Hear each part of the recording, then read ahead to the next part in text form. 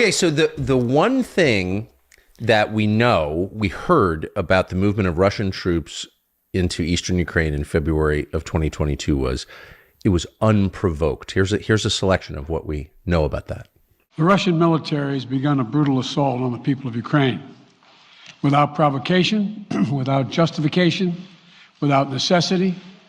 This is a premeditated attack. Russia's unprovoked and cruel invasion has galvanized countries from around the world. Russia's unprovoked and unjustified attack on Ukraine. Russia conducted an unprovoked war of aggression against Ukraine. This unprovoked Russian war of aggression has got to be met with strength. Vladimir Putin decided, unprovoked, to start this war. So, was it unprovoked? Well, we did hear that a lot of times. Yes, we did. I actually asked a research assistant of mine to count how many times we heard that in the New York Times in that first year from February 2022 to February 2023 in their opinion columns. It was 26 times unprovoked. Of course, things aren't unprovoked. It's that almost way. A brand name, the unprovoked invasion. It's the lazy person's dodge for actually trying to think through what's going on. Yes. And it's very dangerous because it's wrong. It gets the whole story completely wrong. And it misunderstands the trap that we set for ourselves as the United States to push Ukraine deeper and deeper and deeper into this hopeless mess that they're in right now. So in what sense was it provoked? Like, what started this? Basically, it started very simply, which is that the United States government, let's not call it the U.S. people, they had nothing to do with this, but the U.S. government said, we're going to put Ukraine on our side, and we're going to go right up to that 2,100 kilometer border with Russia. We're going to put our troops and NATO and maybe missiles, whatever we want, because we are the sole superpower of the world, and we do what we want. And it goes back, actually, a long way. It goes back 170 years. The Brits had this idea first, surround Russia in the Black Sea region, and Russia's not a great power anymore. And that was Lord Palmerston's idea in the Crimean War, 1853 to 1856. And the Brits taught us what we know about empire. And they basically taught us the idea, Russia, it needs an outlet. It needs an outlet to the Middle East. It needs an outlet to the Mediterranean. You surround Russia in the Black Sea. You have rendered Russia a second or third rate country. And Zbig Brzezinski, one of our lead geostrategists of the current era, wrote in 1997, let's do this. Let's make sure that we basically surround Russia in the Black Sea region. They got this idea that we'll expand NATO so that every country in the Black Sea around Russia is a NATO country. Right now, back then, Turkey was a NATO country. But we said, okay, we'll get Romania and Bulgaria, and we'll get Ukraine, and we'll get Georgia. Now, Georgia, not our Georgia, Atlanta, Georgia of the Black Sea. We used to call it Soviet Georgia. Yes, Soviet Georgia, if you want to call it that. Home of Stalin. It's not NATO North Atlantic. It's way out there on the eastern edge of the Black Sea region. People can look at a map. But we said, yeah, we'll make Georgia part of NATO too. And the reason was very clear, and Zbig was very explicit about it, that this is our way to basically dominate Eurasia. If we can dominate the Black Sea region, then Russia's nothing. If we make Russia nothing, then we can basically control Eurasia, meaning all the way from Europe to Central Asia, and through our influence in East Asia, do the same thing. And that's American unipolarity. We run the world. We are the hegemon. We are the sole superpower. We are unchallenged. So that's the idea. But why would you want that? Why would the Brits want that? Why does the U.S. State Department want that? What about Russia, which is not actually much of an expansionist power, is so threatening. Like it's not about Russia. It's about the U.S. It's about Britain before that. I think it's a little bit like that old game of Risk. I don't know if you played Yes. that as a kid, but the idea was have your piece on every place in the world. You know, that was the game. And you read the American strategists, whether it's Zbig Brzezinski, although he was very moderate, or the neocons who have run U.S. foreign policy for the last 30 years, the neocons are very explicit. The U.S. must be the unchallenged superpower in every place in the world, in every region. We must dominate. It's quite a load for us American people. What they say is we are going to be the constabulary duty holder. What fancy word for saying we'll be the world's policeman. They say it explicitly. They say that's lots of wars. We have to be ready for all these wars. To my mind, it's a little crazy. But their idea was after the end of the Soviet Union, well, now we run the world. And to come back to Russia, the idea was, well, Russia's weak. It's down. We're the sole superpower. They're on their back or on their knees, whatever it is. And now we can move NATO where we want, and we can surround them. And the Russians said, please don't do that. Don't bring your troops, your weapons, your missiles right up to our border. It's not a good idea. And the U.S., I was around in those years, involved in Russia and in Central Europe. The U.S. was, we don't hear you. We don't hear you. We do what we want. They kept pushing inside the U.S. government in the 1990s when this debate was going, should NATO expand? Some people said, yeah, but we told Gorbachev and we told Yeltsin we weren't going to expand at all. No, come on. The Soviet Union's done. We can do what we want. We're the sole superpower. Clinton bought into that. That was Madeleine Albright's line. NATO enlargement started. And our most sophisticated diplomats, we used to have diplomats at the time, we don't have them anymore, but we used to have diplomats like George Kennan, said this is the greatest mistake we could possibly make. We had a defense secretary, Bill Perry, who was Clinton's defense secretary, who agonized, God, I should resign over this. This is terrible. What's going on? But he was outmaneuvered diplomatically by Richard Holbrooke and by Madeleine Albright, and Clinton never thought through anything systematically, in my opinion. And so they decided, okay, Hungary, Poland, Czech Republic, first round. And then Brzezinski, in a 1997 article in Foreign Affairs magazine, which is kind of the bellwether of foreign policy, wrote a strategy for Eurasia where he laid out exactly the timeline for this U.S. expansion of power. And he said, late 1990s, we'll take in Central Europe, Hungary, Poland, Czech Republic. By the early 2000s, we'll take in the Baltic states. Now, that's getting close to Russia. By 2005 to 2010, we'll invite Ukraine to become part of NATO. So this wasn't some flippant thing. This was a long-term plan, and it was based on a long-term geostrategy. Now, the Russians are saying, are you kidding? We wanted peace. We ended the Cold War too. You didn't just defeat us. We said no more. We disbanded the Warsaw Pact. We wanted peace. We wanted cooperation. You call it victory. We just wanted to cooperate. I know that for a fact because I was there in those years. What Gorbachev wanted, what Yeltsin wanted. They didn't want war with the United States, nor were they saying we're defeated. They were saying we just want to cooperate. We want to stop the Cold War. We want to become part of a world economy. We want to be a normal economy. We want to be normal society connected with you, connected with Europe, connected with Asia.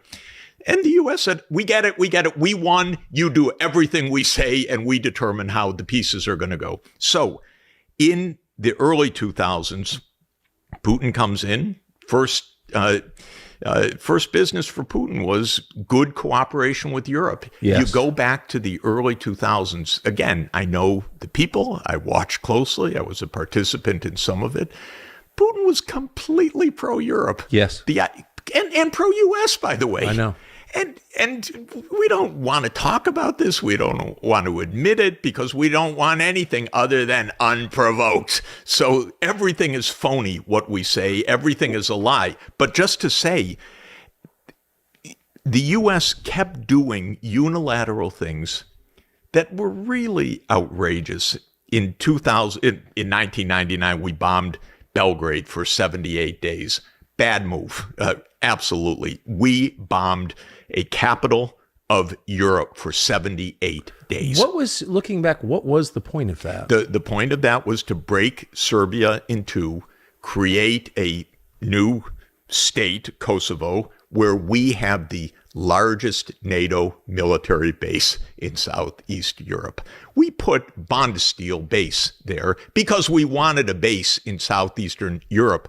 And again, you look at the neocons, it's nice of them. They actually describe all of this in various documents. You have to make the links, but in a document called Rebuilding America's Defenses in the year 2000, they say the Balkans is a new strategic area for the U.S., so we have to move large troops to the Balkans because their idea is literally the game of Risk. Not just you need good relations or peace. We need our pieces on the board. We need military bases with the advanced positioning of our military everywhere in the world. So they wanted a big base in Southeastern Europe. They didn't like Serbia. Serbia was close to Russia. Anyway, we're the sole superpower. We do what we want. So they divided the country, which they now claim you never do. You never change borders. We broke apart Serbia, established by our declaration a new country, Kosovo. We put a huge NATO base there, and that was the goal. So that was 1999. So it wasn't to save the oppressed Muslim population?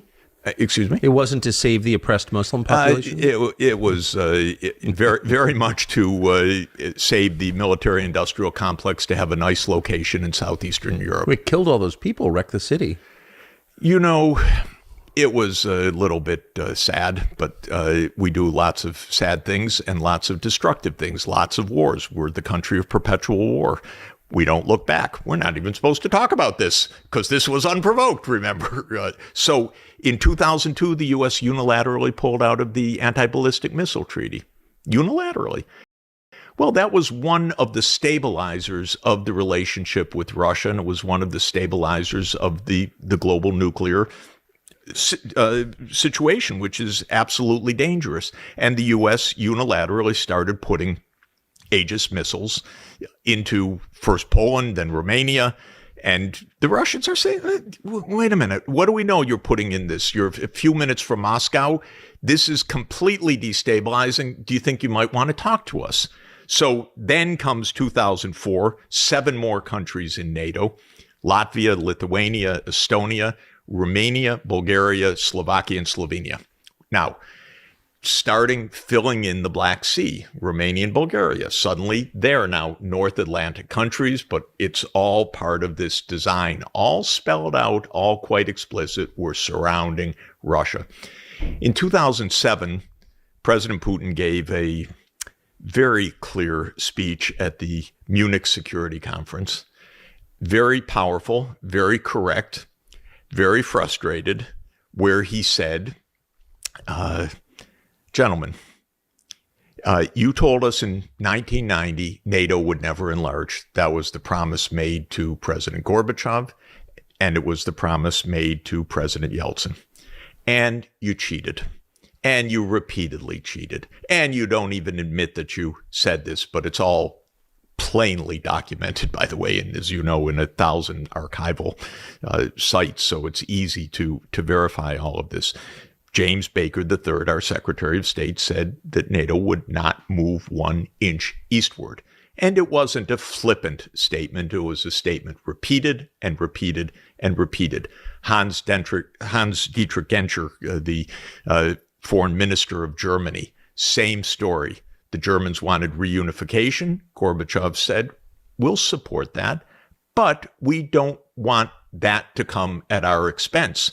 No, it won't come at your expense. NATO won't move 1 inch eastward, Mr. President. Repeated so many times in many documents, many statements by the NATO Secretary General, by the U.S. Secretary of State, by the German Chancellor. Now, of course, all denied by our foreign policy blob, because we're not supposed to remember anything. Remember, this was all unprovoked. So back to 2007, Putin gives this speech and he says, stop.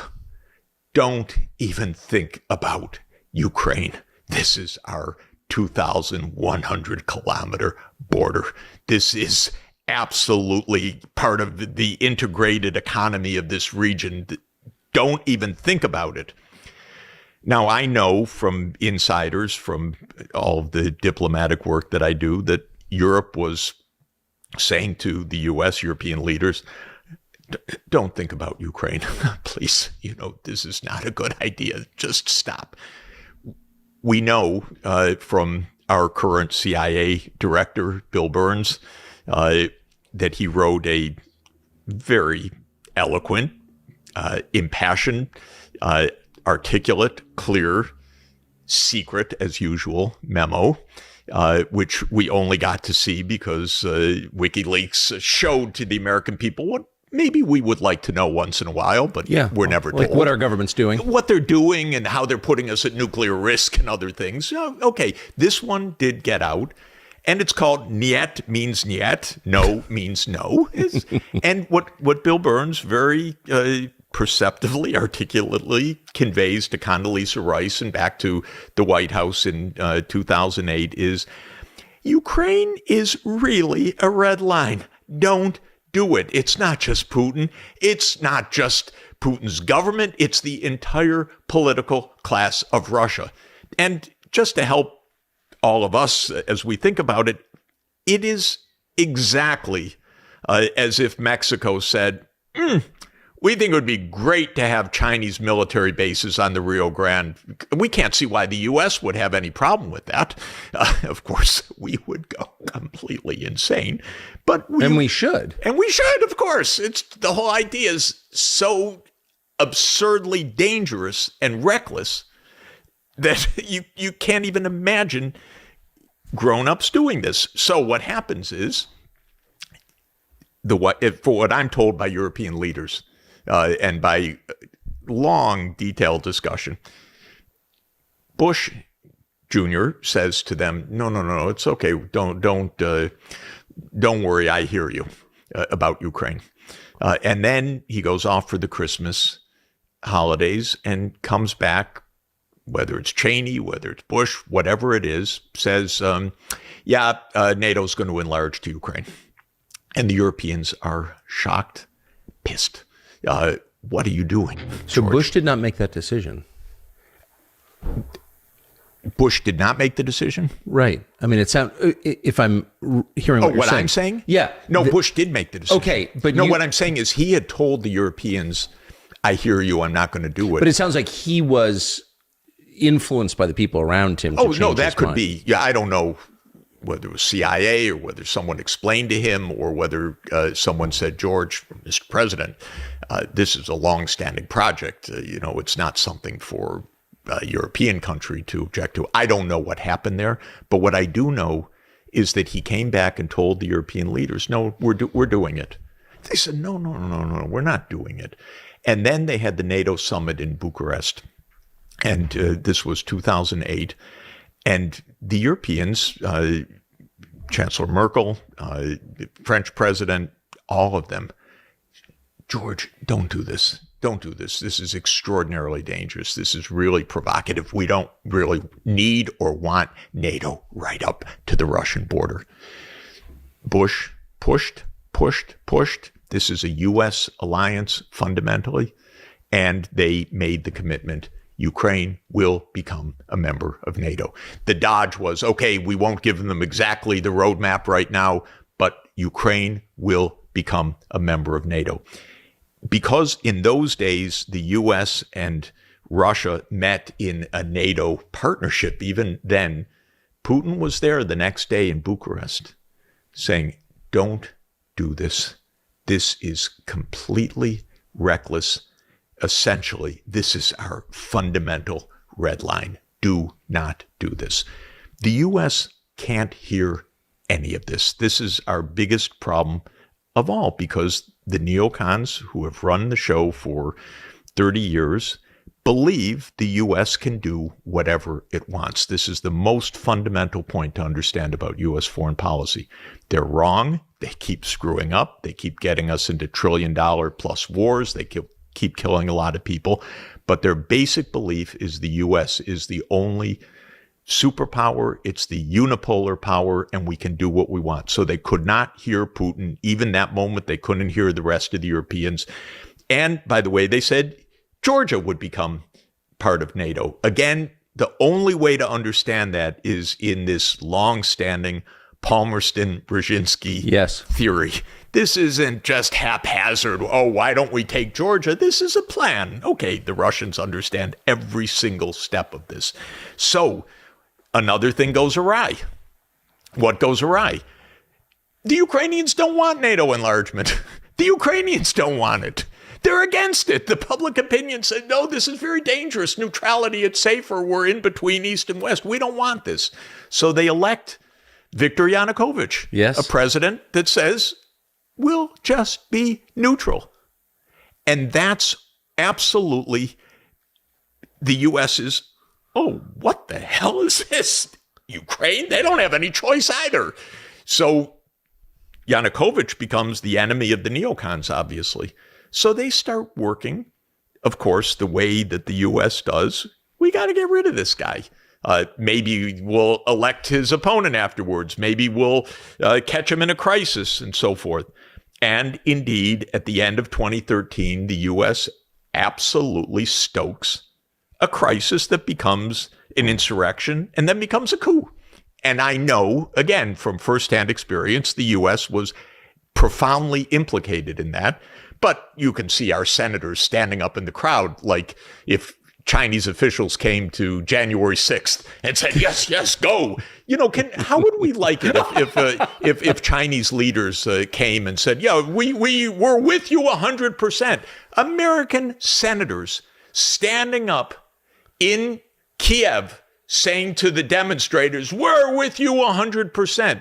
Victoria Nuland famously passing around the cookies, but it was much, much more than the cookies, I can tell you. And so the U.S. conspired with a Ukrainian right to overthrow Yanukovych, and there was a violent overthrow in the third week of February of 2014. That's when this war started. This war didn't even start in 2022. It started in 2014. That was the outbreak of the war, was a violent coup that overthrew a Ukrainian president that wanted neutrality. When he was violently overthrown and his security people told him, you're going to get killed. And so he flew to Kharkiv and then flew onward to Russia that day. The U.S. immediately, in a nanosecond, recognized the new government. Oh, this is a coup. This is how the CIA does its regime change operations. So this is when the war starts. Putin's understanding, completely correct in this moment, was I'm not letting NATO take my naval fleet and my naval base in Crimea. Are you kidding? The Russian naval base in the Black Sea, which was the object of the Crimean War, and in its way is the object of this war, in Sevastopol, has been there since 1783. And now Putin's saying, oh, NATO's going to walk in? Hell no. And so they organize this referendum of this is a Russian region, and there's an overwhelming support. We'll stay with Russia, thank you, not with this new post-coup government. An outbreak breaks out in the eastern provinces, which are the ethnic Russian provinces in the Donbass, in Lugansk and Donetsk. And there's a lot of violence. So the war starts in 2014. So saying something's unprovoked in 2022 is a little bizarre for anyone that actually reads a normal newspaper to begin with. But in any event, the war starts then. And within a year, the Russians are saying, very wisely, we actually don't want this war. We don't want to own Ukraine. We don't want problems on our border. We would like peace based on respect for the ethnic Russians in the East and political autonomy, because you, the coup government, tried to close down all Russian language, culture, and rights of these people after having made a violent coup. So we don't accept that. So what came out of that was two agreements called the Minsk I and the Minsk II agreement. The Minsk II agreement was backed by the UN Security Council, and it said that we'll make peace based on autonomy of the Donbas region. Now, very interesting. The Russians were not saying that's ours, we want that, all the things that are claimed every day, that Putin just wants to recreate, he thinks he's Peter the Great, he wants to recreate the Russian Empire, he wants to grab territory. Nothing like that. The opposite. We don't want the territory. We actually just want autonomy based on an agreement reached with the Ukrainian government. So what was the U.S. attitude towards that? U.S. government attitude. U.S. government attitude was to say to the Ukrainians, don't worry about it. Come on, don't worry about it. You keep your central state. We don't want to see Ukraine weakened at all. We just want a NATO in a unified Ukraine. Don't go for decentralization. We tell them to blow off the very treaty that they've signed. Then we accuse Russia of not having diplomacy, by the way, which is, par for the course. Oh, you can't trust them. We blow off every single agreement. We blow off not moving 1 inch eastward. We blow off the anti-ballistic missile treaty. We have so many NATO-led wars of choice in between. I didn't even mention in Syria, CIA attempt to overthrow Assad, in Libya, and so forth. And we blow off the Minsk agreements. And actually, Angela Merkel explained in a rather shockingly frank interview that she gave last year, when asked why Germany didn't help to enforce the Minsk agreement, because Germany and France were the guarantors of the Minsk agreement under something called the Normandy process, she said, well, we just thought this was to give some time to the Ukrainians to build up their strength. In other words, they were guarantors of something in a phony way, and the U.S. was absolutely lying about this. And I know senior Ukrainians who were in government and who were around the government who said to me, Jeff, we're not going to do that. Anyway, that was at gunpoint. We don't have to agree with that. So all that diplomacy was blown off. The war continued. The U.S. pumped in arms, built up armaments, was building up what would be the biggest army of Europe, actually, a huge army that Russia was watching. What are you doing? You're not honoring Minsk. You're building up this huge Ukrainian army. Paid for by NATO. Paid for by the United States, basically, yes. And in 2021, Putin met with Biden. And then after the meeting, he put on the table a draft Russia-U.S. security agreement. He put it on the table on December 15th, 2021. It's worth reading. Very plausible document. I don't agree with some of it. It's a negotiable document, something you would negotiate. I thought the core of it was stop the NATO enlargement. And I called the White House myself at that point and said, don't have a war over this. Who'd you talk to? I talked to Jake Sullivan, and I said, don't have a war over this. We don't need NATO enlargement for U.S. security. In fact, it's counter to U.S. security. The U.S. should not be right up against the Russian border. That's how we trip ourselves into World War III. No, Jeff, don't worry. No war. There's not going to be a war. Don't worry. We've got a diplomatic approach. I said, Jake, this is a basis for diplomacy. Negotiate. Well, the formal response of the United States is that issues about NATO are non-negotiable. They're only between NATO countries and NATO candidates. No third party has any stake or interest or say in this. Russia, it's completely irrelevant. Again, to use the analogy, if Mexico and China want to put Chinese military bases on the Rio Grande, the United States has no right to interfere in and that no interest in it. And no interest in it, and no bilateral. And this was the formal U.S. response in January 2022. So unprovoked, not exactly. So can I 30 years of provocation where we could not take peace for an answer one moment. All we could take is we'll do whatever we want, wherever we want, and no one has any say in this at all. The Ukraine war is a war that should have never been fought. It should have been settled. President Putin has offered twice to settle that war on terms that were enormously beneficial to the Ukrainian people and to the American people and to our security in Europe. And yet, President Putin initialed an agreement. President Zelensky initialed that same agreement in April of 2022. And President Biden sent Boris Johnson over to force Zelensky to tear up that agreement. And since then, it's probable that over 500,000 Ukrainian kids have died unnecessarily in a war that is enriching BlackRock because they own all of the military contractors that are supplying that war. And BlackRock not only has the contract to destroy Ukraine, but it also now has the contract which President Biden gave them to rebuild Ukraine. And when it comes to the Ukraine war, we're being lied to about it. In what way? Well, we were lied to from the beginning. We had this comic book depiction which we see on every war. There's a bad guy who's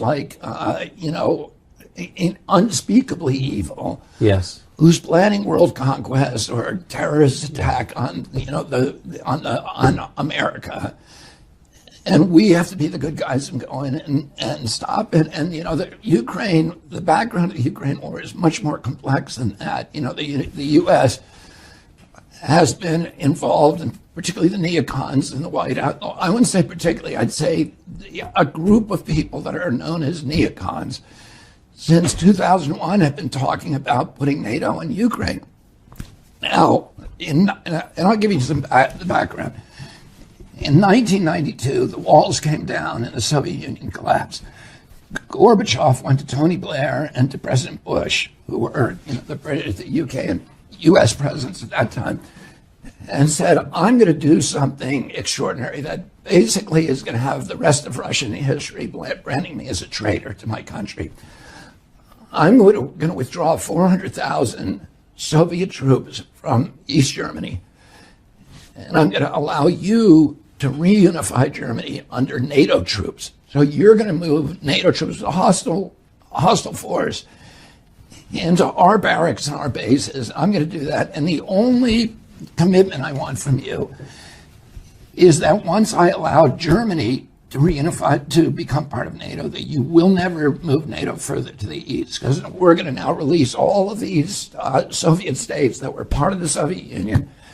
They're going to become independent states, and we don't want NATO moving into those. And James Baker, who was the Secretary of State at that time, famously said, we promise that we will not move NATO 1 inch to the east. So Gorbachev now did that, and he's now, despised in Russia. And then in 1996 and 1997, so 5 years later, Zbigniew Brzezinski, who was the first kind of the father of the neocon movement. What the neocons represent in a sentence is that they were a group of people who believed, and Donald Rumsfeld and Jonathan Yu and Paul Wolfowitz, Robert Kagan, Victoria Nuland, who's now at the top of the State Department official. Their belief was that the U.S. had won the Cold War, and that victory gave us the the privilege of dominating the world using our superior military unipower status and our superior military status for the next century. So their principal blueprint document is called Project for a New American Century. In other words, America would own the 21st century. So Brzezinski says, okay, we should start this process by moving NATO into all the former satellite states. Well, and this was 1997. At that time, George Kennan was still around. Now, George Kennan, as you know, was the principal architect of the Cold War containment policy. He's arguably the most important, most respected diplomat and statesman in American history. Oh, he said, if you do that, you are going to provoke a violent response from Russia. They cannot live with NATO on their borders. They cannot, any more than we would live with, with a Soviet alliance in Mexico and Canada. At that time, Bill Perry was Clinton's Secretary of State, and Bill Perry said, if you do this, you go forward with this plan, I'm going to resign because it's so foolhardy. You are forcing Russia into a violent military response. And the U.S. ambassador to the Soviet Union at that time, who is now the head of the CIA, said the same thing.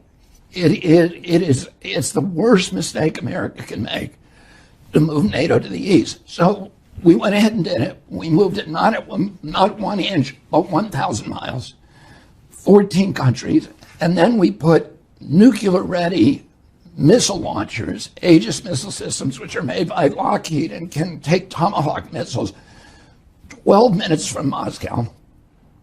We could, in 12 minutes, decapitate the entire leadership of Russia. And we put those in Poland and Romania. And we then tried to move it into NATO into Ukraine. So you remember when my uncle, when Russia put missile systems, nuclear missile systems in Cuba, and my uncle would have had to invade, he was able, the reason Russia put them there then is because we had put nukes, Jupiter missiles, in Turkey and Italy. My uncle and father made a secret deal with Ambassador Dobrynin, where they said to him, look, we understand you're angry. You cannot live with Jupiter missiles in Turkey. That's why you put your missiles in Cuba. If you remove your missiles from Cuba within 6 months, we will remove ours from Turkey. But nobody says what the deal was. And that's what happened. So now we're back, and we've again put nuclear-ready missile systems along right next to Russia. And now we want to go do the one thing that Russia has said, and Putin said again and again and again, this is a red line. Before Putin, the Russian leadership was saying it is a red line. You cannot go into Ukraine. The Russians have been invaded 3 times from you. Our country's never been invaded. The Russians were invaded 3 times through Ukraine. The last time they were invaded, Hitler killed between 20 and 40 million Russians. Hitler killed 1 out of every 7 Russians. In my uncle's speech to his most famous speech in American University in 1963, in July of 1963, he said to the American people, he said, we're all taught we won World War II, but we didn't win World War II. The Russians won it.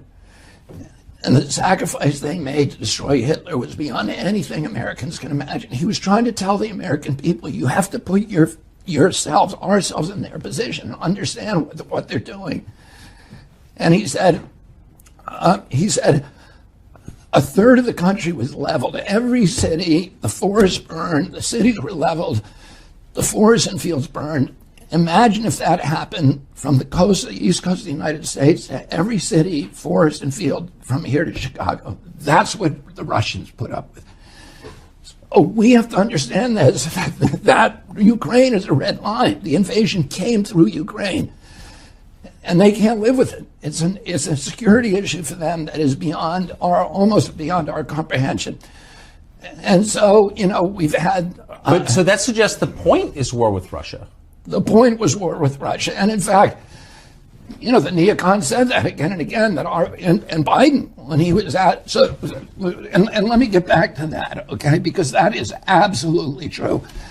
The Biden, was well, first of all, in 2014, to go through the modern history, 2014, there are riots it's called the Maidan Rebellion in Ukraine, which we're not told that we are financing those riots. The newspapers never told us, our government never told us. USAID, which is a CIA front, put $5 billion into funding those riots. Those riots lead to a coup d'etat against the first democratically elected government of the Ukraine. It was a government that refused to choose sides and to say, we're going to be on the side of the West. So we wanted them out. A month before that government is overthrown, Victoria Nuland, who's the part of the centerpiece of the neocon ideology and who is now a high-level official in the State Department, has a secret call with the U.S. ambassador, which is tape recorded and is now public, which anybody can go and look up, where she is picking the new cabinet for the Ukraine, which is which is a U.S. Western cabinet. So they're picking the new government a month before the old government is overthrown. Is that how democracy? Is that democracy when Victoria Nuland picks her government? Well, that's the point. Is USAID doesn't really do, and the CIA don't do democracy. The CIA has overthrown, I think, 83 governments between 1947 and 1997. That's a third of the governments on Earth, and most of them were democracies. Oh, it doesn't do democracy. It does good. It does. So then, to put the rest of this history, and we put in a Western government. Everybody says, well, the Russians started this by invading Crimea. But put yourself in Putin's position. And I'm not an apologist for Putin, by the way. He went into Ukraine. It was illegal. My son went over there and fought against it, and risked his life in the Kharkiv rebellion. I'm not making excuses for him. What he did was brutal. It was illegal and it was unnecessary. But we have to understand our role in the provocations. And so if you're in Putin's position, now you're looking at Ukraine, and Ukraine is being run by a pro-U.S. government. What's the first thing he thinks? They're going to take Vladivostok, which is the port in the Crimea on the Black Sea, which has been a Russian port, their only warm water port for 347 years. It's where the Russian Navy is, their sub base, it's everything else. And he says, now this new government is going to invite the U.S. Navy in to take over our facilities. We got to go in there and take it back. So he goes into Crimea. He goes in and takes Crimea without firing a shot or killing a single person. The Crimean population is largely Russian, and they welcome the invasion. So, again, I'm not making excuses for him, but I'm saying we have to understand. My uncle always said we have to understand the position of our adversaries, and what forces are they dealing with. So then then the Russians now there's as soon as we put in that new government, the first rule they pass is to make the Russian language essentially illegal in Donbass and Lugansk, where 90% of the population are Russian. And there's then peaceful uprising, which people begin dying. They turn violent. Now, which side made them violent is a dispute. But it's not a dispute that the Russians were now being treated. The ethnic Russian population in Ukraine is now being treated like redheaded stepchildren. They're not, they're being slapped around and they're being abused and they're not being allowed to practice their culture or their language. And so there's a vote then in Donbass and Lugansk where they vote 90-10 to join Russia. Russia says no. Putin says no, I don't want you, but let's sign an agreement that protects you. So they put together an agreement with France, Germany, and Russia called the Minsk Accords.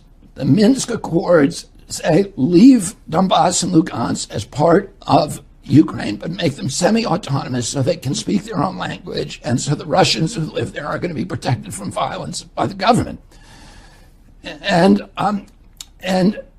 the Russian parliament or the Ukrainian parliament won't ratify the Minsk Accords, but France agreed to it, Germany agreed to it, and Putin agreed to it. So then Zelensky runs in 2019. Zelensky is a comedian and he's an actor. And I'm not saying that in a derogatory way because my wife is a comedian and actor, but I'm saying it because here's a guy with no political background who wins the election with 90% of the vote. Why did he win the election? He won the election because he ran on a peace platform. He ran promising that he would sign the Minsk Accords. He gets into office. The minute he gets there and he's told everybody, I'm going to sign the Minsk Accords and settle the peace with Russia, he suddenly pivots. And we don't know what happened, but the rational assumption is that the U.S. government told him he could not do that. So the Victoria Nuland and Anthony Blinken and Avril Haines, who's the DNI, Director of National Intelligence, told him you cannot have a peace with Russia. Plus, people within, ultranationalists within Ukraine told him if you sign that, we're going to kill you. And a lot of people say, anyway, they threatened him with death, and that is pretty well documented. Then Russia invades. But Russia only invades, and so we say, oh, look, Putin is trying to take over Europe. But they only send in 40,000 troops. I think there's 3.5 million people in Kiev, so they clearly did not want to take the country. He clearly wanted to bring people to the negotiating table. He did not send in enough troops to take all of Ukraine. So then Zelensky comes to the negotiating tables, and we now know this, and this is recent information. In March of 2022, Zelensky and Putin agree on a peace agreement that's based upon the Minsk Accords. It's like Minsk Accords 2.0. And Zelensky initials it, the Russians initial it, and Russia begins withdrawing its troops from Ukraine. And what happens? President Biden sends Boris Johnson over there to torpedo the agreement and make Zelensky tear it up. And then we go to war. 350,000 Ukrainian kids are now dead, and 40 or 50,000 Russians. So and that month, April is when they signed it in March. April, Boris Johnson was sent over there to torpedo it, and that month, Lloyd Austin, who is the Secretary of Defense under Biden, is asked, why are we at war in Ukraine? And he said, our purpose in this war is to exhaust the Russian army and degrade its capacity to fight anywhere else in the world. But that is not what they're telling us. But do they? And Biden that month says, when he's asked about the war in Ukraine, he says, our purpose is regime change in Russia. So again, that has nothing to do with Ukraine. What that means is that Ukraine is a proxy in essentially a struggle between two superpowers, between Russia and the United States. And, we've now committed $113 billion over there. And just to put that in perspective, the total budget of EPA is $12 billion. The total budget of the CDC is $12 billion. We're sending $113 billion over. When Mitch McConnell was asked, how can we do this? When you're cutting food stamps and cutting Medicare, cutting food stamps to 30 million Americans, cutting Medicare to 15 million Americans, they're not going to have any health insurance. How can we send 113 billion over there? If we had that 113 billion here, we wouldn't have had to cut one food stamp payment. And he said, well, don't worry, the money's not staying in Ukraine. It's all coming back to military contractors in the United States. Well, so that's interesting, because then you look at, who owns those military contractors, and you see who gets on CNN to pump up the Ukraine war. it's a bunch of former generals and colonels and Pentagon people. But if you go in, and CNN never, and MSNBC never do this, but if you go look at those guys, they're all people who are working for Raytheon and General Dynamics and Boeing and Lockheed. So they're generals, but they're not identified that, they're actually working for the military contractors who are cashing in on the war. And then, those military contractors in turn are owned by three companies. All of them are owned by three companies, by BlackRock, State Street, and Vanguard. And the inflation that from printing the money to fund the war and to fund the 16 trillion we spent to fund the lockdowns, the COVID lockdowns, 8 trillion we've spent on these wars since 2020, all of them losing wars, all of them have made our country less safe. Look at what this war is doing. We have pushed Russia into the embrace of China, which is the worst foreign policy outcome imaginable. It is not good for the national security of our country. And we're now have Putin's back to the wall. Well, Putin is the world's leading nuclear superpower. We aren't. He's got 1,000 more nukes than we do, and their nukes are much better than ours. They can shoot down our nukes. We can't shoot down theirs. Oh, we are going up against we are provoking a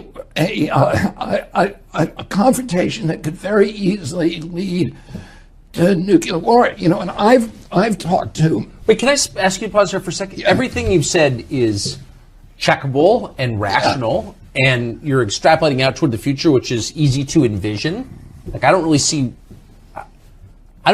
how our policymakers aren't reaching the same conclusions you just reached. Like, they think that war with Russia is a war we're going to win? We cannot win this war. Well, of course, so what are they doing? I don't understand. It would be like Mexico beating us in a war. They're not going to let the Ukraine, they cannot lose this war. And, anybody who thinks Russia is not up to the war, go look at the Netflix documentary on Stalingrad and look at the sacrifice the Russians are willing to make.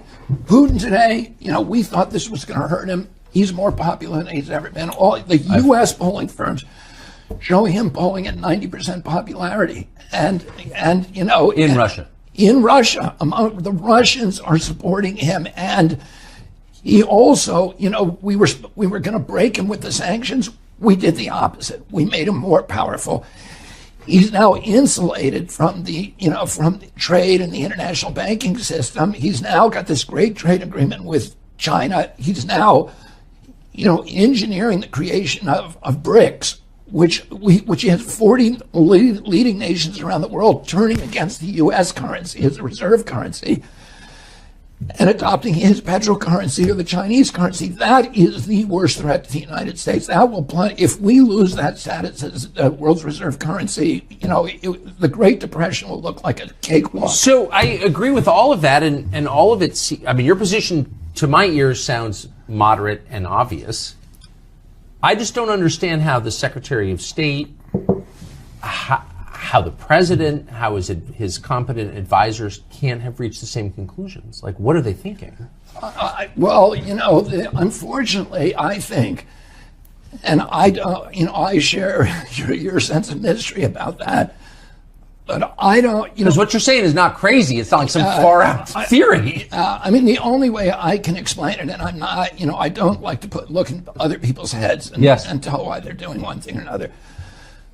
But President Biden has always been a very pro-war president. And, he was the one senator that stood out supporting the Iraq war, my uncle and Obama and many, and, Hillary also. But Biden has always been a reliable, gung-ho, let's go to war guy. And so I don't think, to the extent that he's thought this all through, I think it follows, it's consistent with his historical instincts.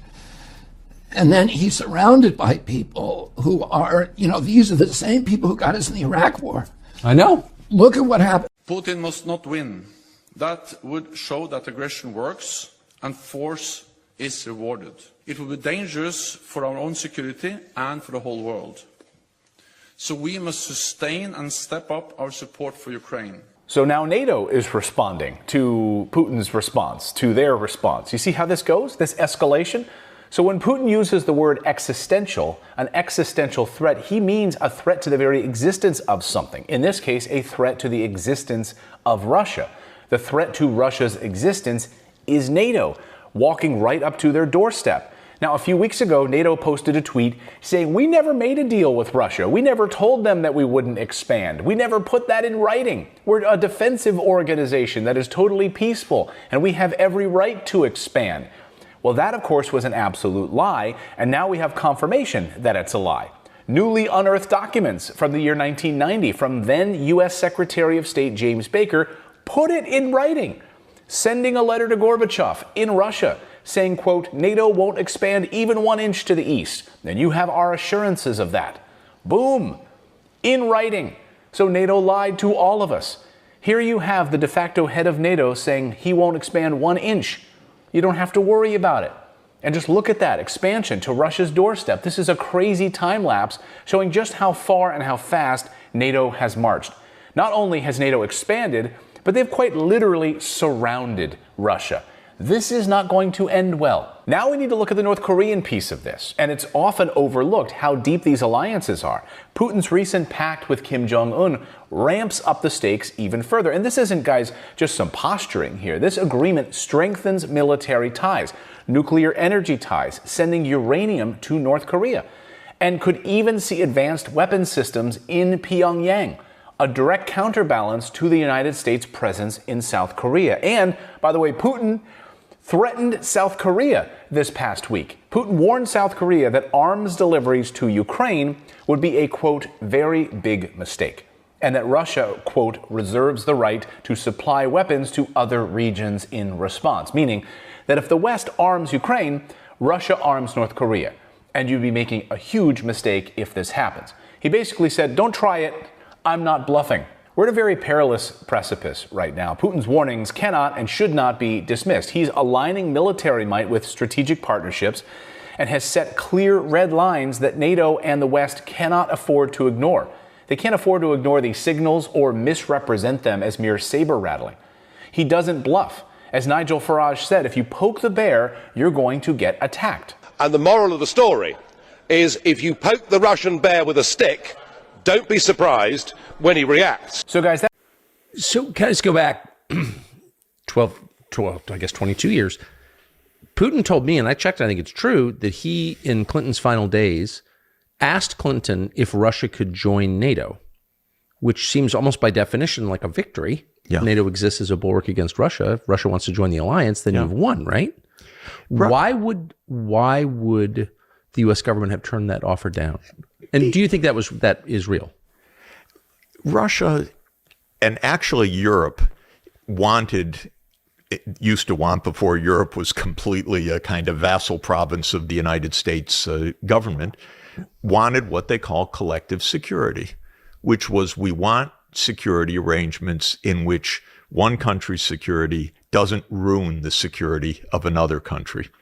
And there were two paths to that. There were basically three paths, let's say. One path was what they call the OSCE, the Organization of Security and Cooperation in Europe. Really a good idea. It's Western Europe, Central Europe, Eastern Europe, and former Soviet Union. And the idea was, let's bring us all together under one kind of charter and we'll work out a collective security arrangement. I liked it. I mean, this is what Gorbachev was saying. We don't want war with you. We don't want conflict with you. We want collective security. Second arrangement that actually makes a lot of sense, but people say, is this guy out of his mind? But it actually makes a lot of sense. Gorbachev disbanded the Warsaw Pact. We should have disbanded NATO. Said NATO was there to defend against a Soviet invasion. There's not going to be any Soviet invasion. In fact, after December 1991, there's not even a Soviet Union. We don't need NATO. Why is there NATO? NATO was established to defend against the Soviet Union. Right. So why did it continue after Gorbachev and Yeltsin? The neocons, thankfully, thank you, read the document. It's all explicit. This is our way of keeping our hegemony in Europe. In other words, this is our way of keeping our say in Europe, not protecting Europe, not even protecting us. This is hegemony. We need our pieces on the board. NATO's our pieces on the board. Why would Germany allow foreign troops garrisoned on its soil for 80 years? I don't understand. Why would European countries allow that? Would you want foreign troops in your town? Tucker, when you had your wonderful interview with Putin, he answered everything except once you asked him, what are the Germans seeing in this? And Putin said, I don't get it.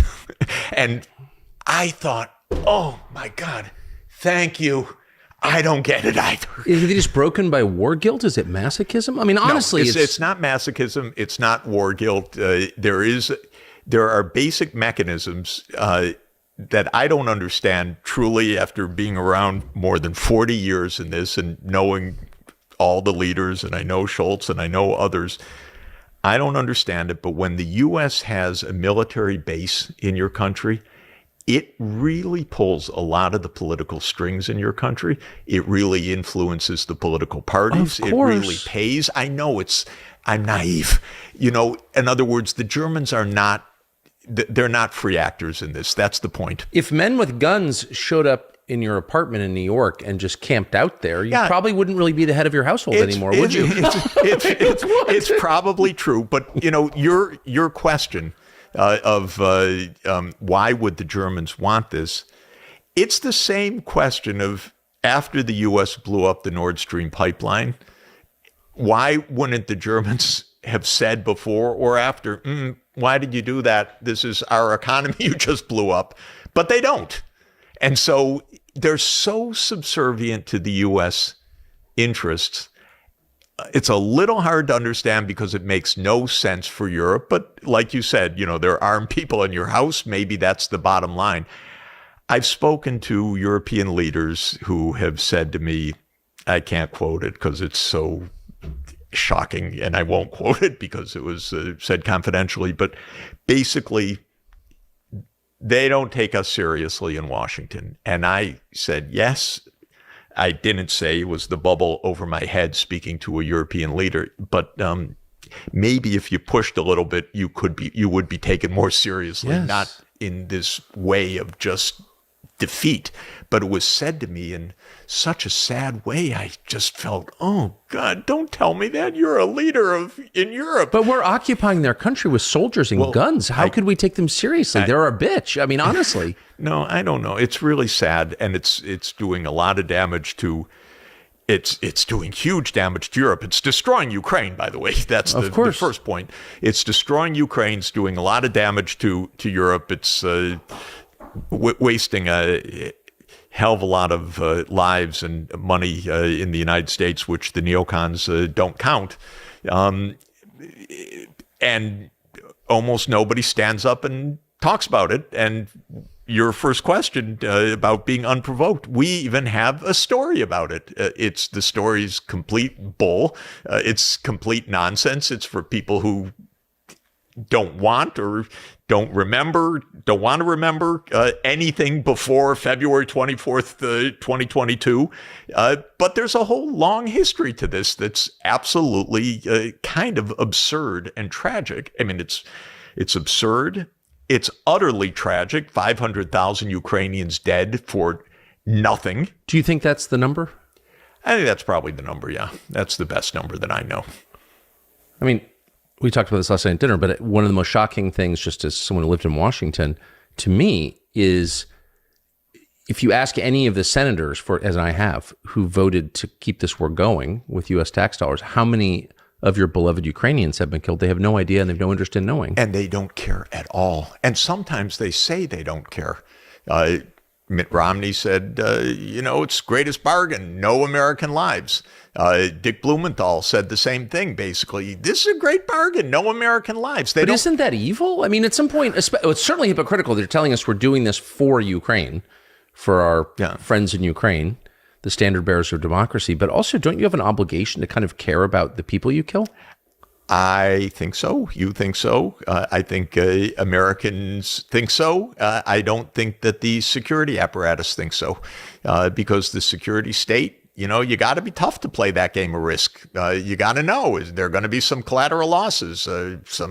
Millions of people have died in American wars of choice. But if you're a big boy, you can't let that deter you. So I think it's pretty deeply ingrained that a few 100,000 lives here and there, come on, we're talking about who runs the world after all.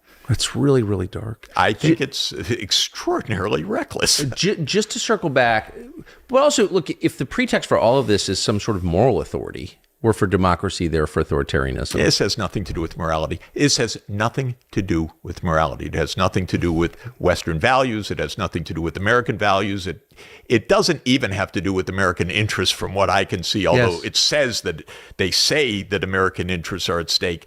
Well, we've spent maybe $7 trillion on these reckless perpetual wars since 2001. Is that really? We've added to the debt. The debt's gone from about 30% of national income to more than 100% of national income. We've had these disastrous wars. Is this America's interest? No. I mean, no. Maybe we could have actually rebuilt a bridge or a road along the way, or it destroyed our country. Even had a mile of fast rail in our country or something. But no, we had to spend trillions and trillions on wars. So to my mind, it's all completely perverse. But what I find amazing is that once in a while, you have to look, but once in a while, you'll actually find the truth expressed in such a vulgar way. No, they don't count the Ukrainian lives. They literally say no American lives. We're not even so sure about that, by the way, but Americans have died. Yeah, it's not a large number, but it's some, but they don't tell us the truth about that either. So just to circle back to the provocation, I watched, as a complete non-expert, the administration send the vice president to the Munich Security Conference in February of 2022, when it was clear that things were getting really hot, and watched Kamala Harris say to Zelensky on camera, "We want you to join NATO," when everybody, even me, a talk show host, knew that that was the red line for Putin. So the only conclusion I could reach was they want him to move across the border into Ukraine. They want a war. What is your take? Tucker, just to say, until this moment, every senior official in the U.S. or the Secretary General of NATO, Jens Stoltenberg, says Ukraine will join NATO. And one thing everyone that's listening should understand, Ukraine will never join NATO short of a nuclear war. So, because Russia will never allow it, period.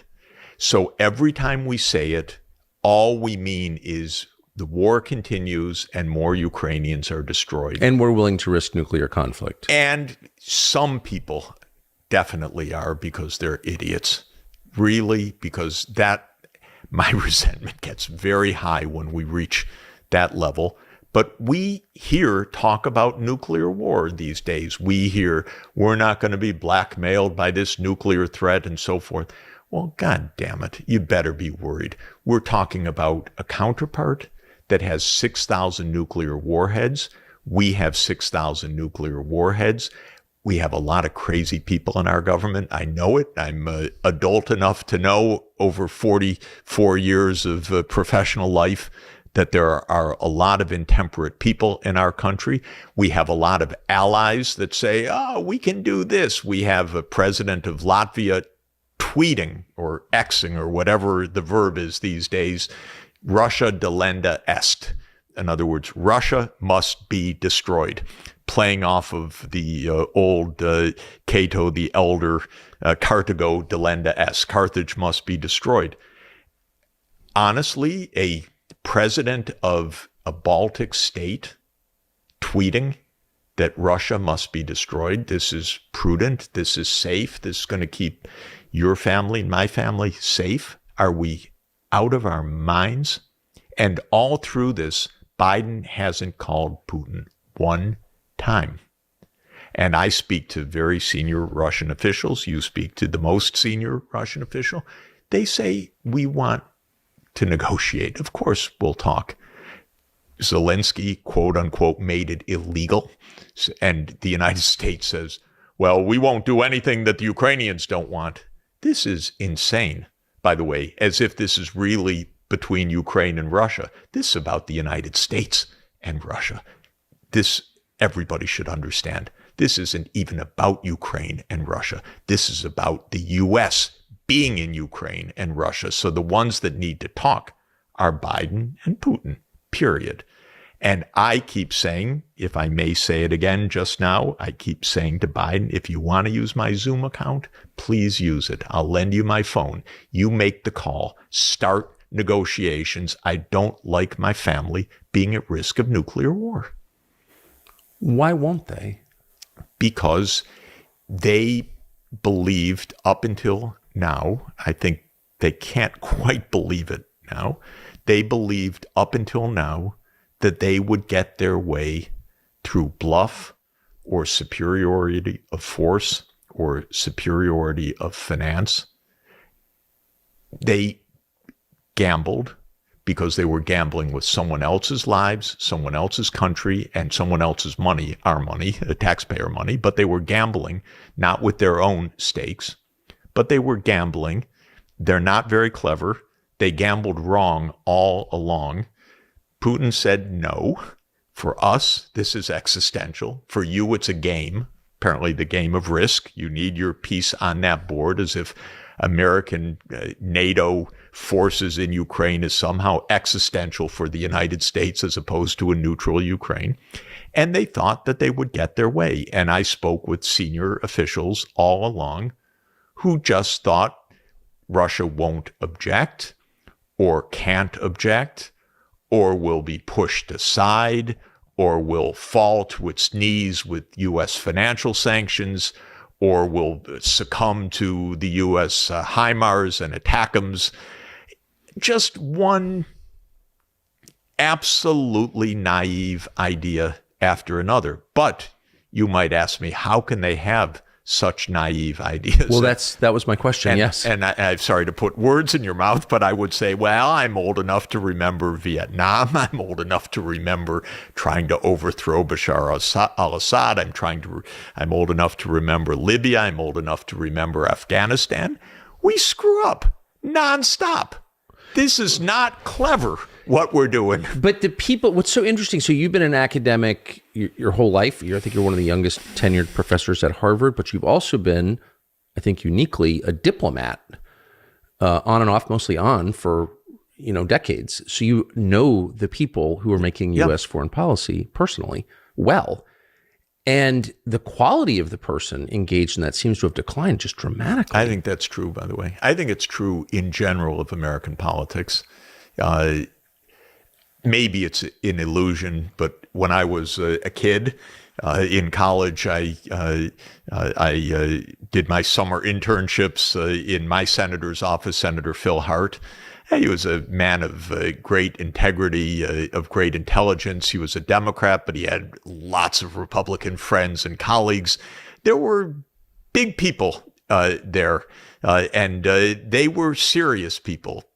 Fulbright and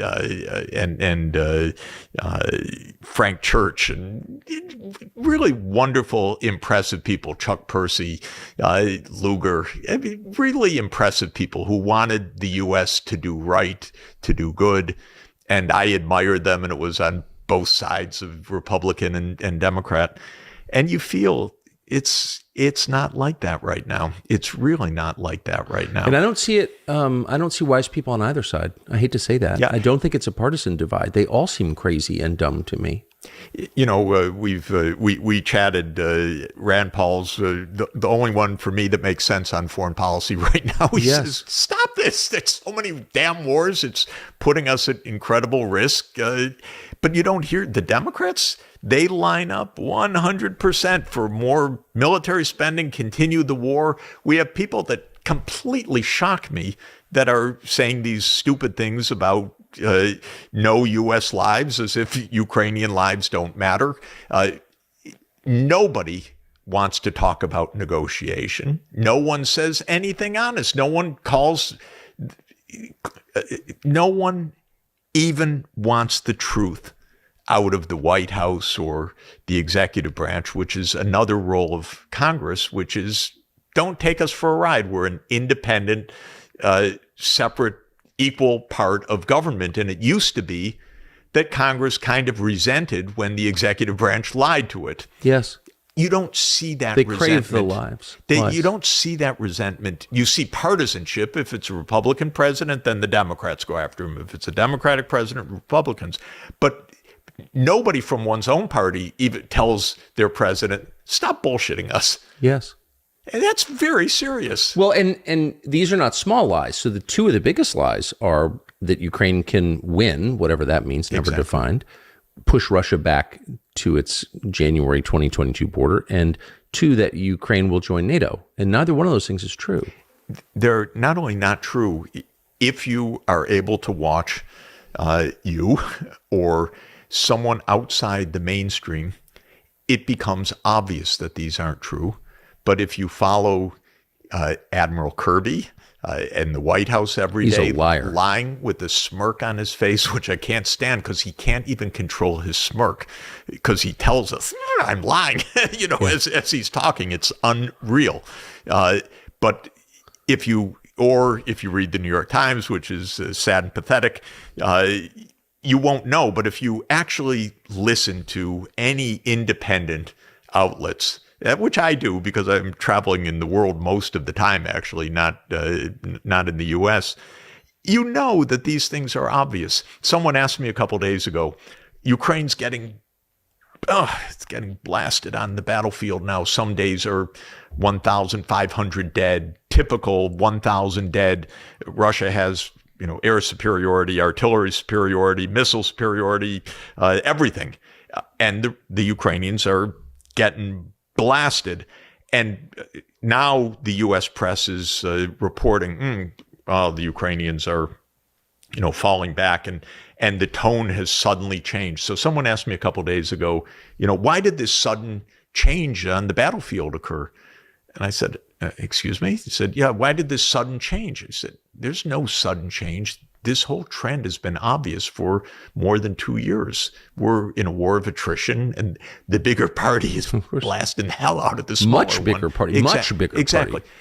But you wouldn't know it by any of our narrative, official, congressional, or our kind of mainstream media, because they don't tell the truth until, but even after it's staring you in the face, then maybe they'll say something that's a little bit true. That just feels like North Korea to me, or what you imagine North Korea is, this news vacuum where everybody is under these huge misimpressions. Like nobody has any reference point in the truth at all.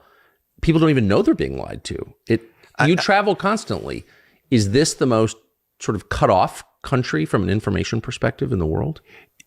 When I'll give an example. When the U.S. put on sanctions on Russia in March 2022, just after the beginning of this latest phase of the war that started in 2014, I know senior U.S. financial officials, and we've got them. This is going to crush them. I said, I don't think so. I was in Latin America last week. They're not going to do this. I was in India the week before that. It's not going to go like that. So what happened was the only ones that applied the sanctions are Europe, the United States, and a few allies in East Asia, Japan, Korea, Australia, New Zealand, Singapore. The rest of the world said, we're not part of that. We don't sign up to this. We don't like this. We don't agree with the NATO enlargement. We don't like this narrative. And the sanctions proved to be, pretty useless compared to what this grandiosity of the U.S. strategists thought. So it comes to this question, what does the rest of the world think? The rest of the world doesn't think much of the United States, what it's doing. It seems to them is a bizarre country. Why are you pushing NATO enlargement? Why are you bringing us into your war? We don't really want this. Interestingly, most of the rest of the world is not against the United States, by the way. They said, just don't make us choose all these things. This isn't our battle. And we don't even like what you're doing. Just make peace, calm things down. And we don't want bad relations. So it's not as if the world's antagonistic. But Washington does not get this at all. I probably speak to I speak to a lot of world leaders in developing countries all the time. It's my job as a development economist. So I'm talking to world leaders, foreign ministers, heads of state, and so on. And I know their understanding and position very clearly. I don't know whether the White House or Blinken or anyone else in the administration understands even these basic points. But it was obvious to me. Do you know obvious Blinken? To me. A little bit. Not well. It seems from the outside, it seems like Blinken is a driving force. I doubt it. Who do you think is? I think this is a big, deep project of the security apparatus that goes back 30 years. I think the CIA continues to be a driving force. I don't know. National Security Council is obviously a driving force. The Pentagon's obviously a driving force. The Armed Services Committees. It's not one individual, but it's a project that is long dated and it doesn't turn. And we don't have a president that's very flexible of mind. We don't have a president that is, on top of any of this, it seems to me. Not a nimble president. Yeah, not nimble, not effective, not necessarily in charge, not necessarily making decisions. I don't really know. But what I do know is that it's not improv. It's a rudder that's stuck, I would say. In other words, they can't do something different. And what is improv is that the last thing they tried didn't work. So now they need to quickly improvise something else as the rudder is stuck so we continue on the same destructive path. And it's not working. So, oh my God, we've got to do something else. That's the improv part. But what is not changing is goals, direction, strategy, or this most basic point, which for me is a kind of, it sounds so simple-minded, but I actually, from a lifetime of experience, really believe in it. We don't talk to the other side. We also seem to be huffing our own gas a bit, believing our own lies. We believe that we need to lie because maybe if your rudder's stuck and you're the skipper, you have to say, full speed ahead.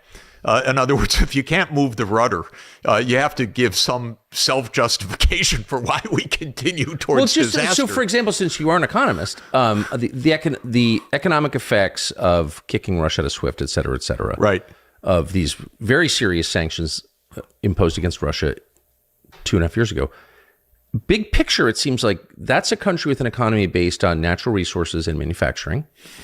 Ours is largely an economy based on finance, lending money and interest, and real estate. Right. Which is more durable? Which is more real? That's my perspective. What's your sense of it? I think the basic point on the sanctions is if you have oil, if you don't sell it to Europe, you can sell it to Asia. Well, yeah. And it wasn't so hard, and they figured that out. Even I know that, though. They figured out how to get those tankers in. They figured out how to get insurance cover, and they figured out how to do it. And they're making a lot of money, and the sanctions didn't have any effect. And what they also didn't understand, and I think it's also important for people to understand, in all of this neocon strategizing, they had this glimmer of insight, and actually Zbig Brzezinski was very good on it. He said, by all means, the one thing never to do is to drive Russia and China together. Well, exactly. And he said very explicitly, and he says in 1997 in his book, The Grand Chessboard, I think it's called, he says, but this is so unlikely. This would be so crazy to do. And this is exactly what these dunderheads have done. Who are the neocons? How would you describe them? What is a neocon? A neocon is a group of true believers starting that really rose to force in the last years of Bush Sr. It was Cheney, Wolfowitz, Rumsfeld, but it became absolutely bipartisan. Victoria Nuland is kind of the ultimate. Her husband, Bob Kagan, Robert Kagan, is kind of the public intellectual of the neocons. I mean, he is. I know Bob well. Yes. He's an idiot. Yeah, well, he's your public intellectual. He's the guy that writes the tomes that but he's say, a child. I think that this has been just about the most disastrous foreign policy imaginable. How can you go from peace in 1991, when you have a chance for creating a peaceful, cooperative world that could actually be prosperous and do good things together, to this mess that we're in? It took a strategy so stupid, so reckless, so blind, and that's what the neocons gave us. They gave us a strategy which said, we now run the world. And explicitly, we will be the world's policemen. We will fight the wars that we need to fight whenever and wherever we need to fight them. We will make sure that there's never a rival. Well, you do that long enough, you end up in lots of absolutely destructive, stupid wars.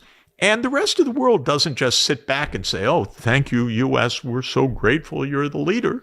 They say, come on, you're 4.1% of the world population. There's another 95.9% of the world population that actually would just like peace and some cooperation, and not you to be telling us what to do.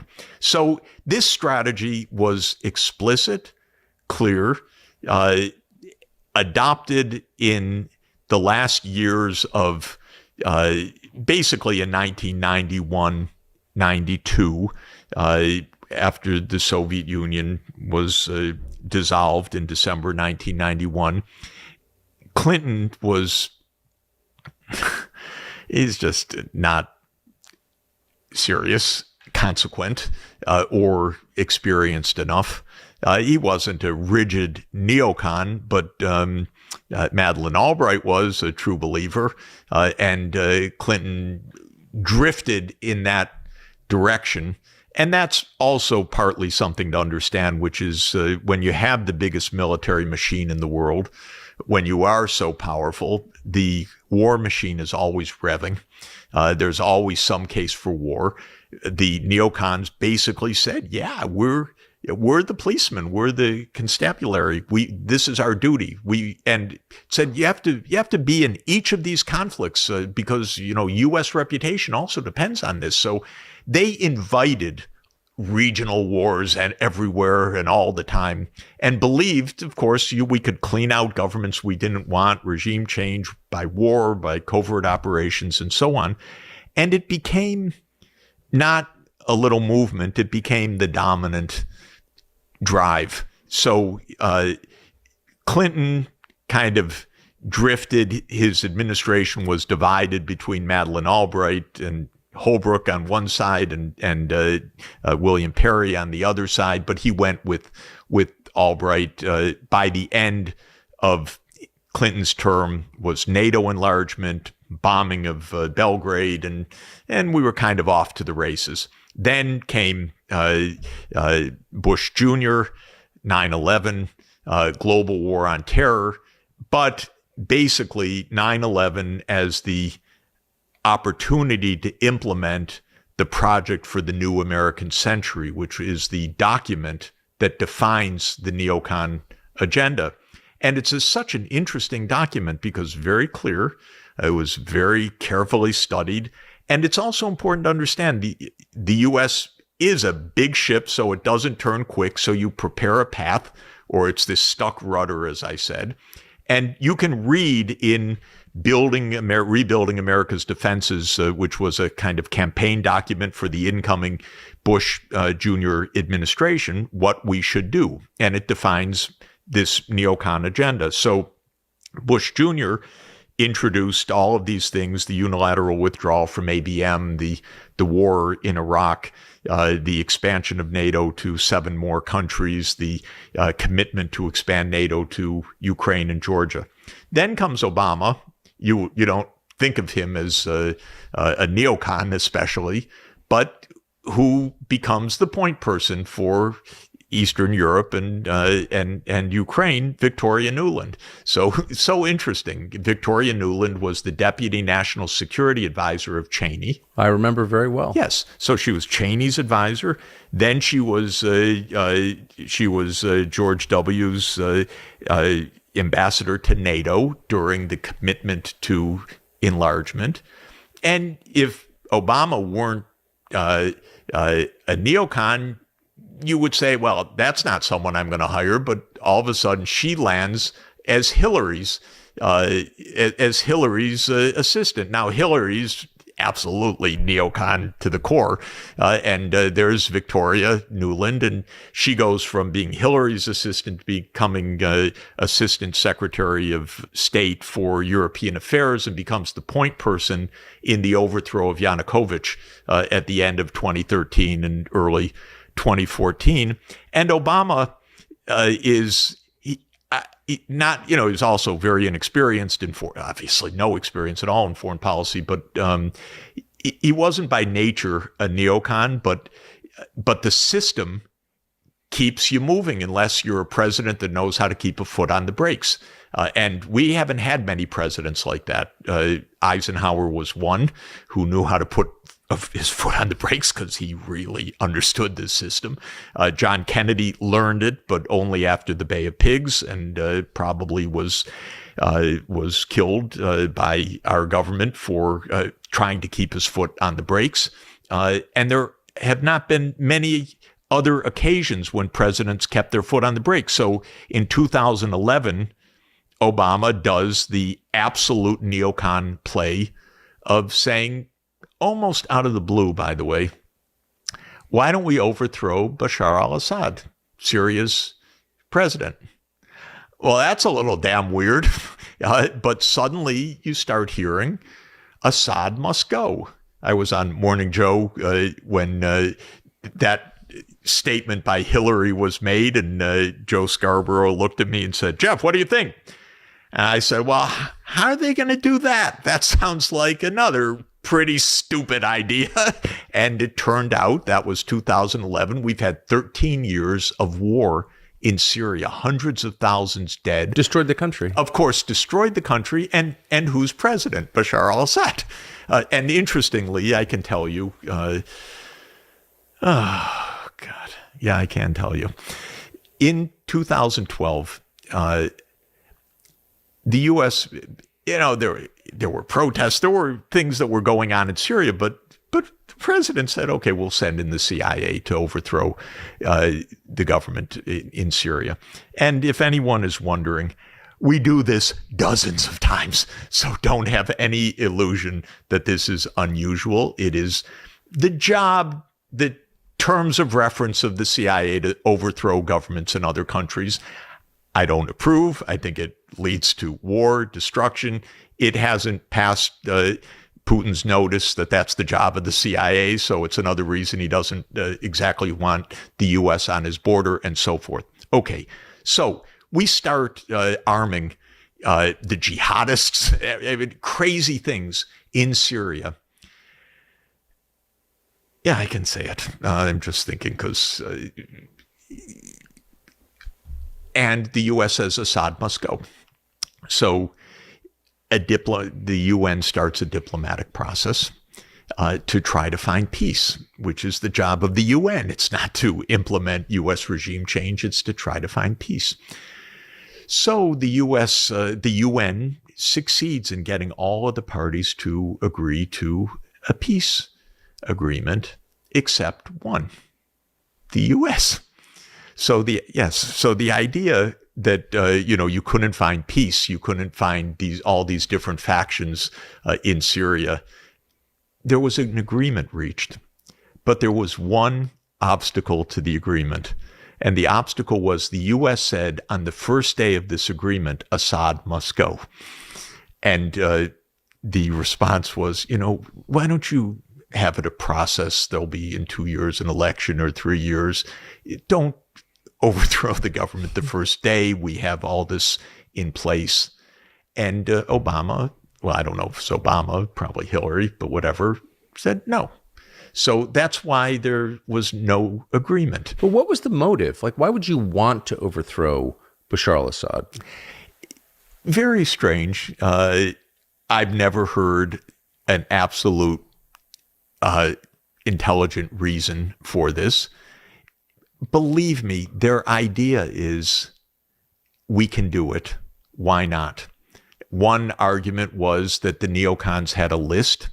And this is actually what Wesley Clark, who was, NATO's supreme commander in the end of the 1990s. I know Wesley quite well, and he's also spoken about this.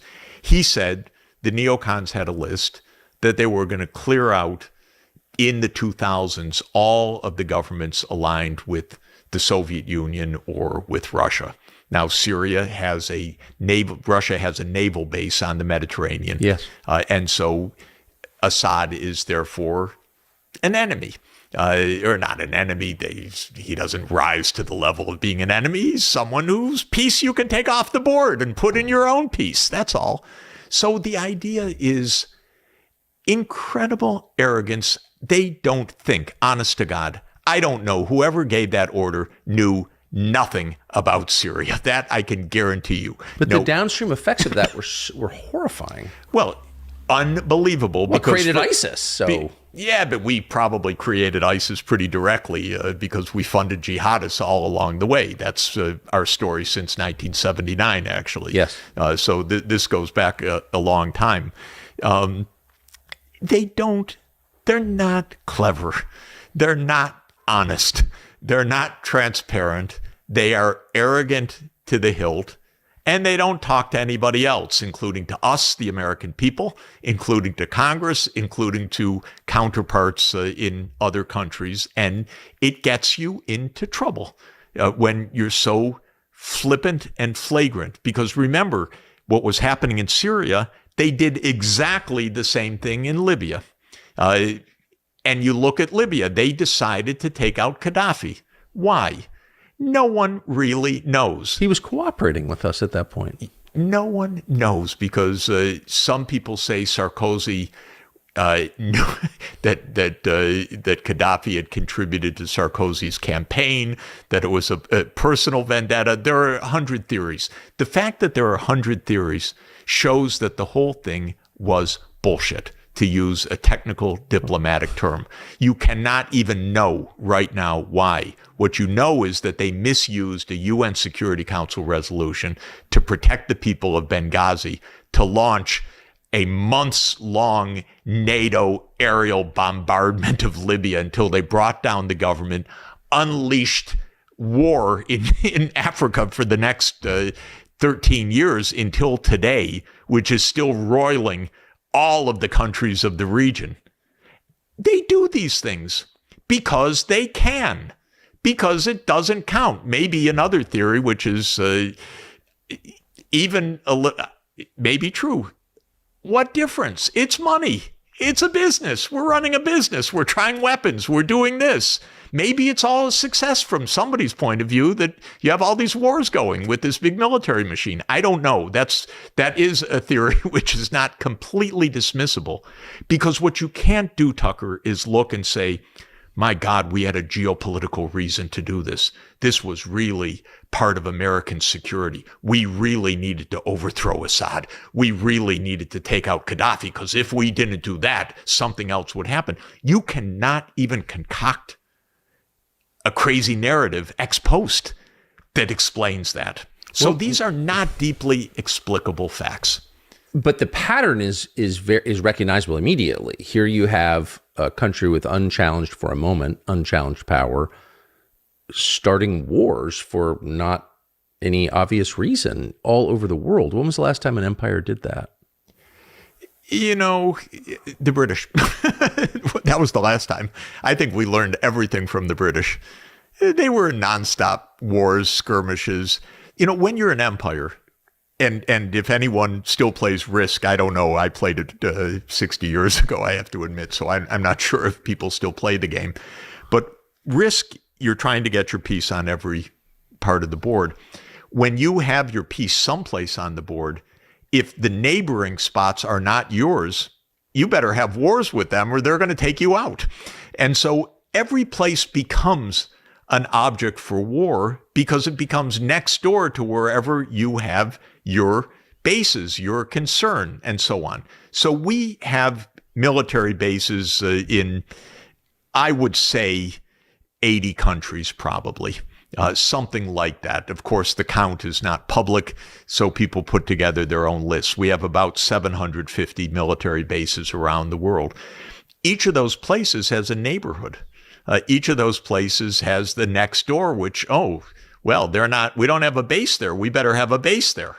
And so that's the logic, which is if you're at the outer end of this, well, you better continue because otherwise your outer limit is what we don't learn. Actually, it's another analogy which I found to be useful.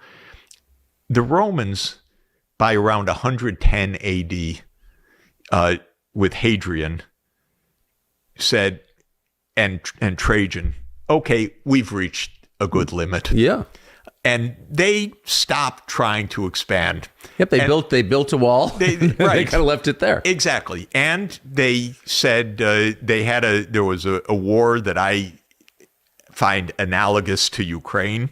They had a war in Germania, so-called, east of the Rhine, in what is now Germany, in 9 AD. Which was a war of expansion by Augustus to tame the German tribes. And they lost that war. It's the War of the Teutoburg Forest, and they lost that war in 9 AD. They basically decided after that, not entirely, they didn't say, well, this is the end of the Roman Empire. They said, okay, we'll just leave Germania. Yeah, there are limits to our power. Right, there are limits, and that's fine. Why don't we behave like that? We're not threatened by Russia.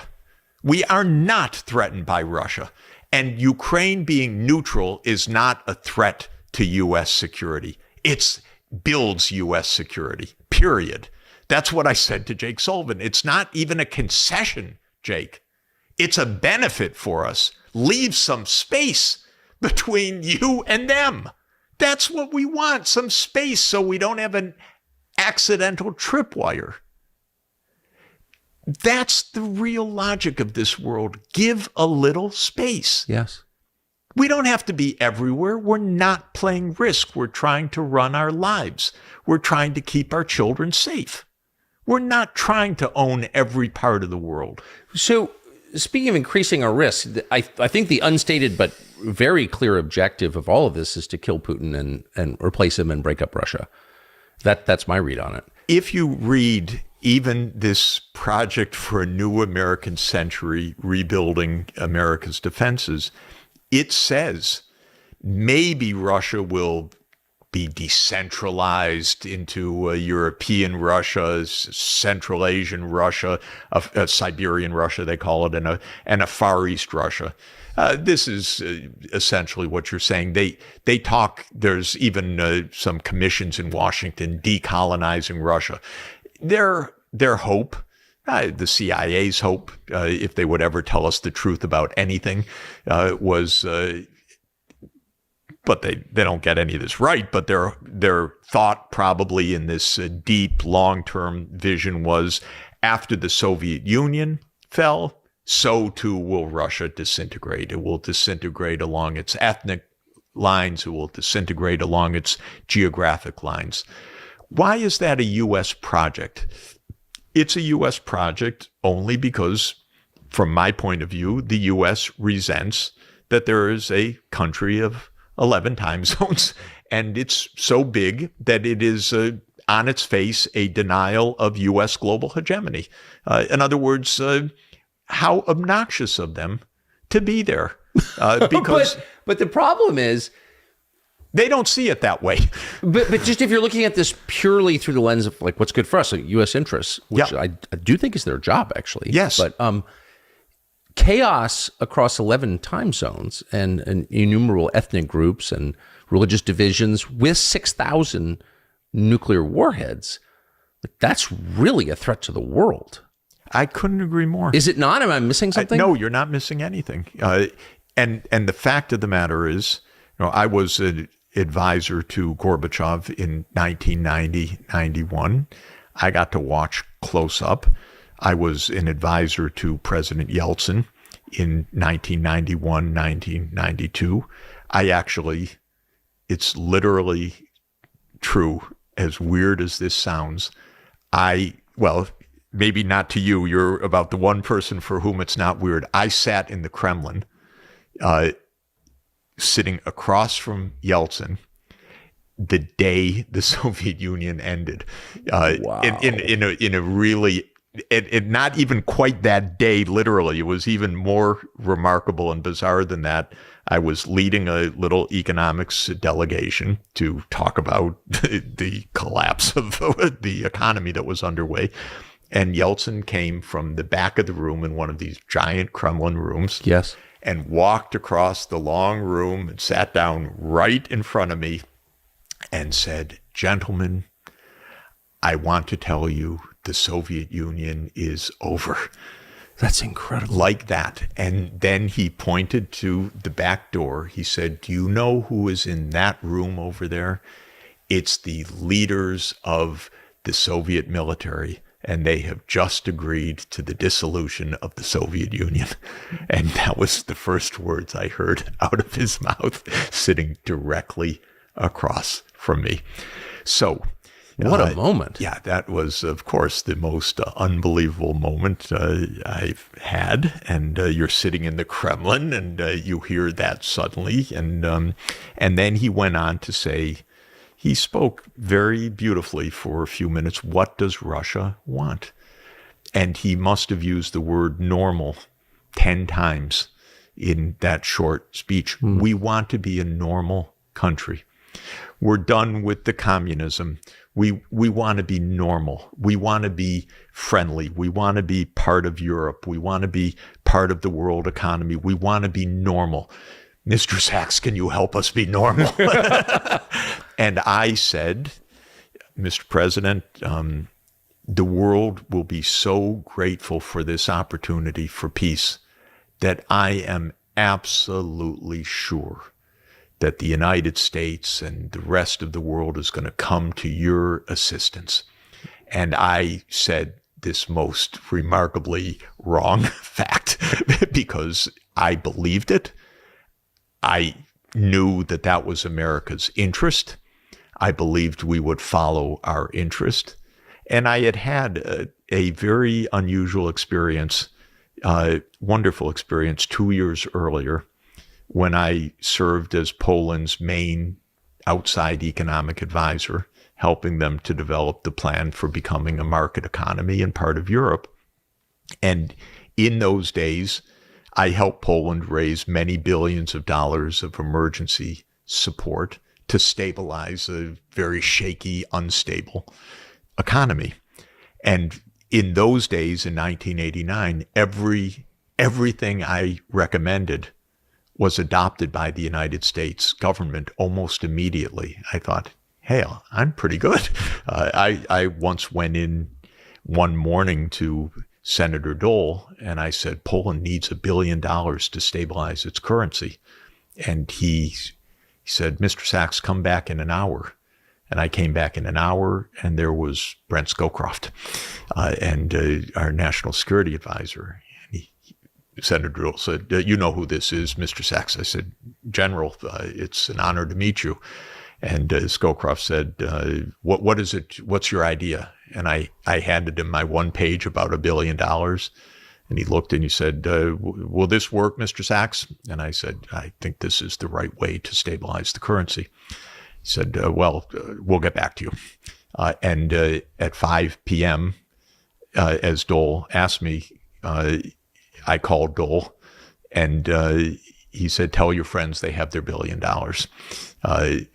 Within 8 hours, basically. Amazing. Okay, so I said to Yeltsin, this will be great. You're going to get all the support. We're going to go mobilize a financial package for you. We're going to help you stabilize the ruble. We're going to get a stabilization fund for the ruble. We're going to get this and that. And of course, every single thing I recommended that had worked in Poland, they rejected in Washington. And I just, for the life of me, what the hell is going on here? Stabilization fund. It worked. The zloty was stable. The Polish currency stabilized. No, Mr. Sachs, I'm afraid we don't support that. And one after another knocked down. So I did not understand the geopolitics that I was in at all. I didn't get it. I said, are you kidding? They want normal. They want peace. This is our greatest moment. This is the greatest moment of the second half of the 20th century. The scourge of nuclear war has been lifted. The Cold War is over. Do something. No. So that's it. What do you make of Putin? He's very smart. He has led Russia very effectively. And because he emerged from the KGB, he understands the U.S., the way the U.S. operates, because we became a security state. We became a state where the CIA has absolutely extraordinary influence, and Putin gets that. And so he really understands how we operate. He doesn't like it, but he understands it.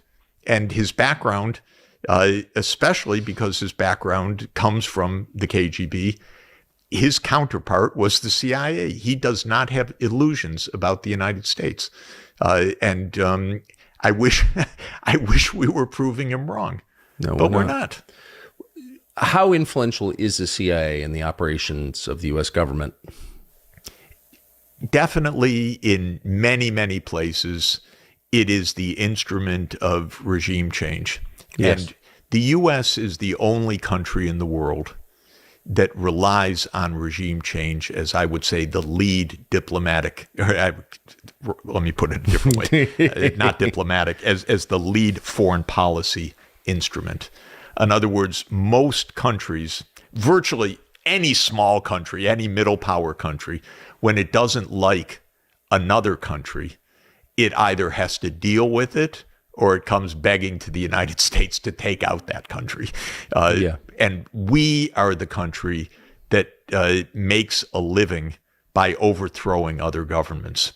And that's not a good vocation for us. It almost always ends in disaster, in bloodshed, in continued instability. But that's the job of the CIA. It's half the job of the CIA. The CIA is also an intelligence agency. It collects information and makes analysis, and it gives intelligence findings. And I have no problem with that role at all, although I don't want them to spy on us. But I think that making intelligence findings for the U.S. government is necessary. But being a private army or a hidden force that overthrows governments, that stokes unrest, that puts people in power, that runs covert operations, I'm against it.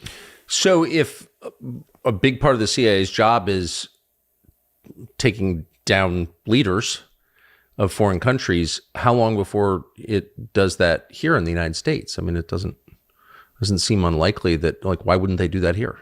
Yeah, probably 61 years ago was their first run at this with President Kennedy. I think it's best guess, not sure, but best guess that this was at least maybe rogue CIA or maybe official CIA, right, or maybe compartmentalized CIA operation. It was clearly someone's operation, not Lee Harvey Oswald's. That's pretty obvious. All we know. And all of the evidence points in that direction. It used to be said, why is the United States the only country in the world that's never had a coup? And the answer was, well, we're the only country that doesn't have a U.S. embassy. Well, of course, we've had a coup. I mean, murdering the president is a coup. But we probably had a coup in broad daylight on November 22nd, 1963. And we never quite got over it. And we never looked into it. On the contrary, we covered it up from the beginning. And drip by drip, evidence comes, including the most recent evidence that magic bullet, which was one of the justifications of the absurd account of a lone gunman, was also debunked by the, I think now 88-year-old Secret Service agent who said, I actually put that bullet from the back of Kennedy's seat in the limousine on the stretcher at Parkland Hospital. So there's so many things wrong with the official. I mean, it's preposterous. Almost nobody believes it or should believe it. But it's also interesting for all that we're discussing. Most likely it was a government coup in broad daylight with a tremendous amount of evidence that it was a conspiracy at a high level. And yet it passed for the last 61 years without any official practical note of that fact. Do you think that was the last time the CIA tried to influence domestic politics in this country? Well, I'm sure the CIA influences domestic politics all the time in this country because we know about extensive surveillance operations. But it's interesting, next year will be the 50th anniversary of the Church Committee hearings. Yes. And Frank Church was a very unusual figure from Idaho, a pretty staunch Republican state, and he was a young, gifted patriot whose favorite senator was Bora, a conservative Republican senator. And he was just an upright, very decent person who saw more and more, my God, it's the things we're talking about. Something's not right. People are getting assassinated in other countries. Our government, it doesn't look clean.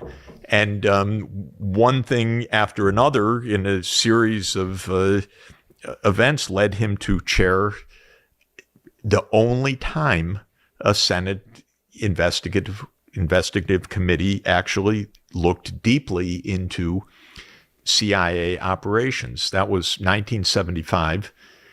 Fascinating. What made it possible was just a confluence of events. Nixon had resigned. Ford was an unelected president who came from Congress, who didn't want to take on Congress, so he didn't resist Church's investigation, even though his chief of staff, Dick Cheney, was telling him, go after this guy. We got to crush this investigation. But Ford said, no, we can't. And anyway, the Supreme Court, and I don't want to get into another huge fight. Hoover had died. J. Edgar Hoover had died in 1972, I believe. So the FBI couldn't resist the same way. Bill Colby had become CIA director, and he didn't want to inherit all the shit from the past CIA. So there came this one moment when all these pieces enabled actually someone to look into what this organization was doing. And the first thing they discovered was no one had ever looked into any of it before. Nothing. No. Second, they discovered this is an army of the President of the United States. Yes. This is a private army. And they debated, is it a rogue army? Does it do it on its own? Or is it an army of the president? But it's an army. And it's an army completely outside of our oversight and control. Then the third thing they found is they're assassinating lots of people. They're assassinating Americans, by the way, through these unbelievably crazed LSD experiments. Yes. But they, basically... they weren't the ones to put the bullet through the head of Patrice Lumumba in the Congo, but they tried, and they supported the overthrow of Lumumba, and of course they were trying to kill Castro and many other things. So they found unbelievable things. Now that was 1975. Since then, we're 49 years. There's never been another church committee of its kind. It's unbelievable how many things have happened since then. The list, believe me, is very, very long. I've seen some of it so directly, I can't, it's just shocking to me, but just an insight into how our country works, which you know very well. But to me, I find it so weird. I was asked to help Aristide in Haiti. Yes. Okay. Haiti's, so poor, so unstable, so desperate. And Aristide asked me for economic help. That's what I do. That's my expertise. So I flew down to Port-au-Prince and I had a very good meeting with him. And at the end of the meeting, he said, Mr. Sachs, they're going to take me out. They're going to take me out. And what do you mean? He said, they're going to overthrow me. Okay, sorry to be so naive as I am.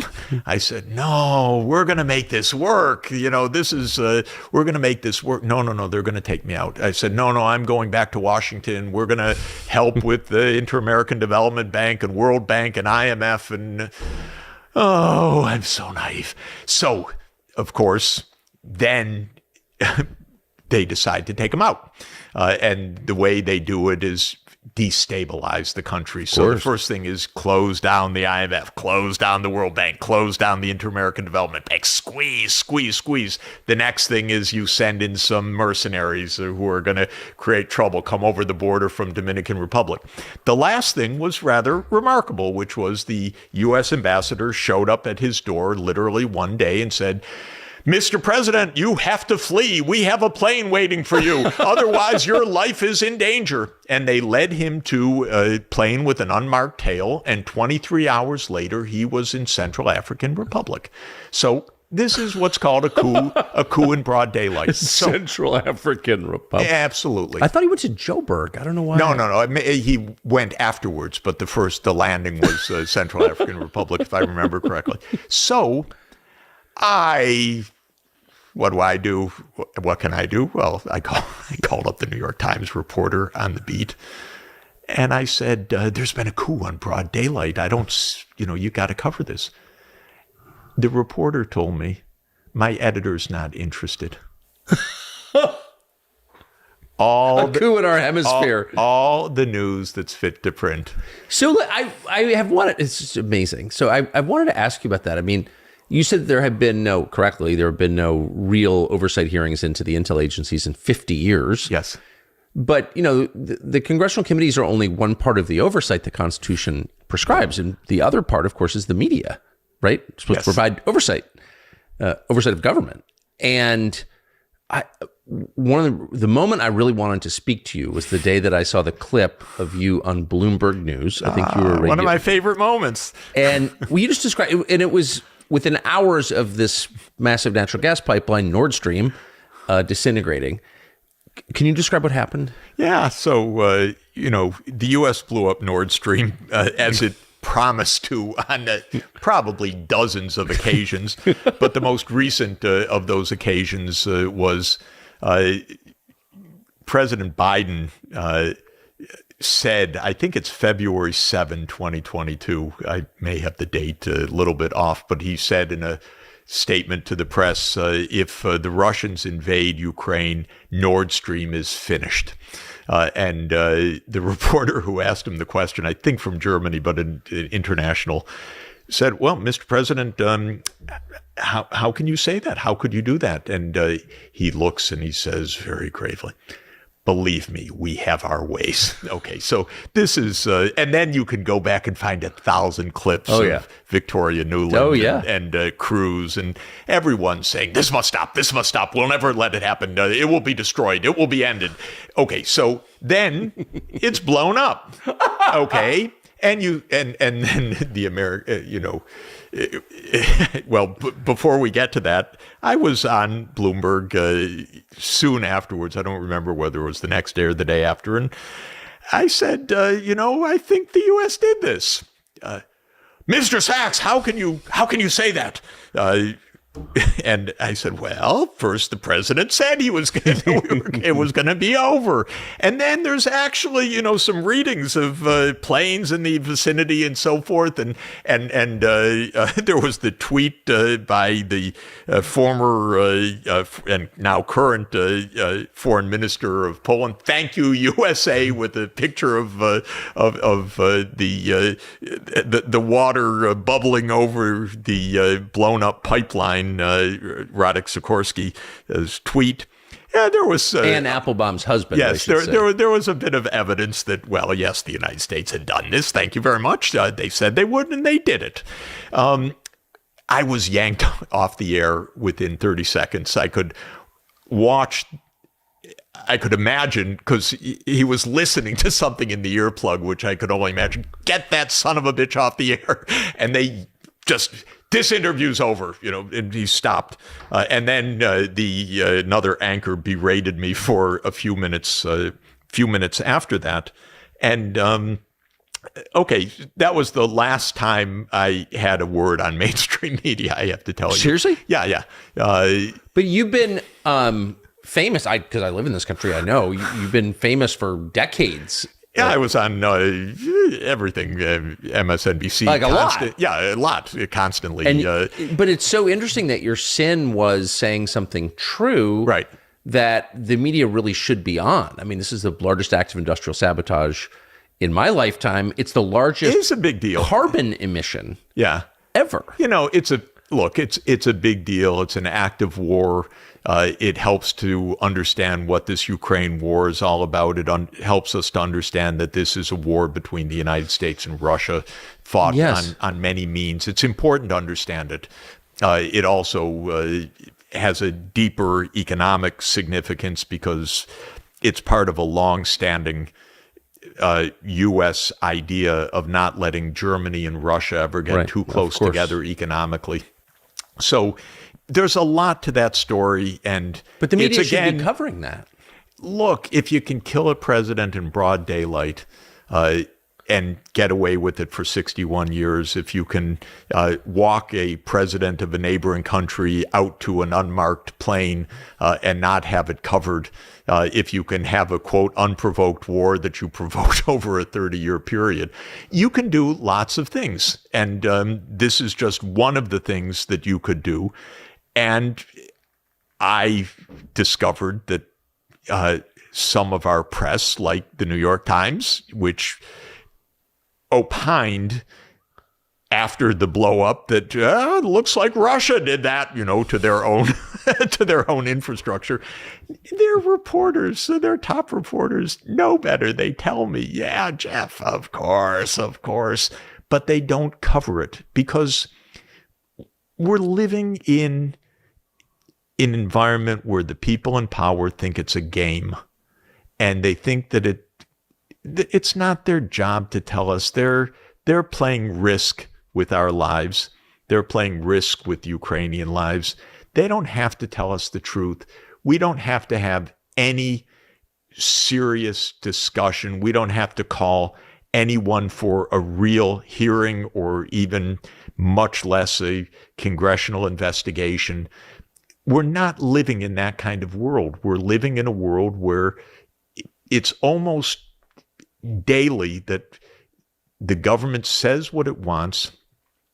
Kirby at the White House says it with that damn smirk of his. And pretty much everyone knows it's lies. But why haven't, it's just interesting because you're from a very specific class, well-known academic, economist, diplomat, frequent TV guest. And, there are a bunch of other people in that world, but you were pretty much the only person to say, no, that's a lie, and I'm not going along with it. Why you? Why didn't you do what all of your peers did? I do it because it came as part of my life course, working mostly internationally, talking with leaders abroad. I care about my credibility a lot, which is, I'm not always right, but I try to always be right. Yes. And I have a lot of discussions every day with foreign ministers or with senior diplomats or with heads of state. And for me, I don't hold an office. I don't do anything other than try to have reasonable ideas and speak as truthfully as possible. So it's kind of a career approach, which is I'm trying to be accurate. Right, but there should be a lot of people like you in your world. Yeah. I know for me, I'm not interested, and I would not take a job in the U.S. government, for example. I couldn't anyway, with all the things I've said. I can imagine the congressional hearings. It would be, did you say that about the U.S. government? Did you say that about the U.S. government? But in any event, I'm not looking for a job. I'm not looking for a USAID grant. I'm not looking for a U.S. government grant. So in that sense, also, I'm not exactly, I hope, trapped in that way. I'm just trying to be accurate. And what I'm really, really trying is to help the United States government understand they're operating on dangerous trajectories and with a lot of delusions. And it's very risky for everybody. And I also have a big measure of resentment. I don't like the risks that we're being put under, Tucker. Yes, I agree. I agree with that completely. I don't like it. You got children. This is not a game. I got grandchildren, and I really care about this, and I don't like the games, and I want people to tell the truth. And if we told the truth, we could actually stop the wars today. I don't mean, that sounds crazy. It's not crazy. If we told the truth about Ukraine, if Biden called Putin and said that NATO enlargement we've been trying for 30 years, it's off. We get it. You're right. It's not going to your border. Ukraine should be neutral. That war would stop today. Oh, there'd be lots of pieces to figure out where exactly will the borders be. How will it go? I don't say that there won't be issues, but the fighting would stop today. If the government of Israel either were told or said, there will be a state of Palestine and we will live peacefully side by side, the fighting would stop today. These are basic facts, basic matters of truth that if we actually spoke them, if we actually treated each other like grown-ups, we would resolve what seem to be these insurmountable crises. They're not at all insurmountable. They just require a measure of truth. How have you been treated by your peers for saying things like, I hear what you just said, and I think it's indisputable. It's also very honorable. You seem to be acting out of the best motives, traditional American motives, I would say. Yeah, I like so that. I admire you that. For saying that. How have your peers responded to you? They think I'm a little crazy, I think.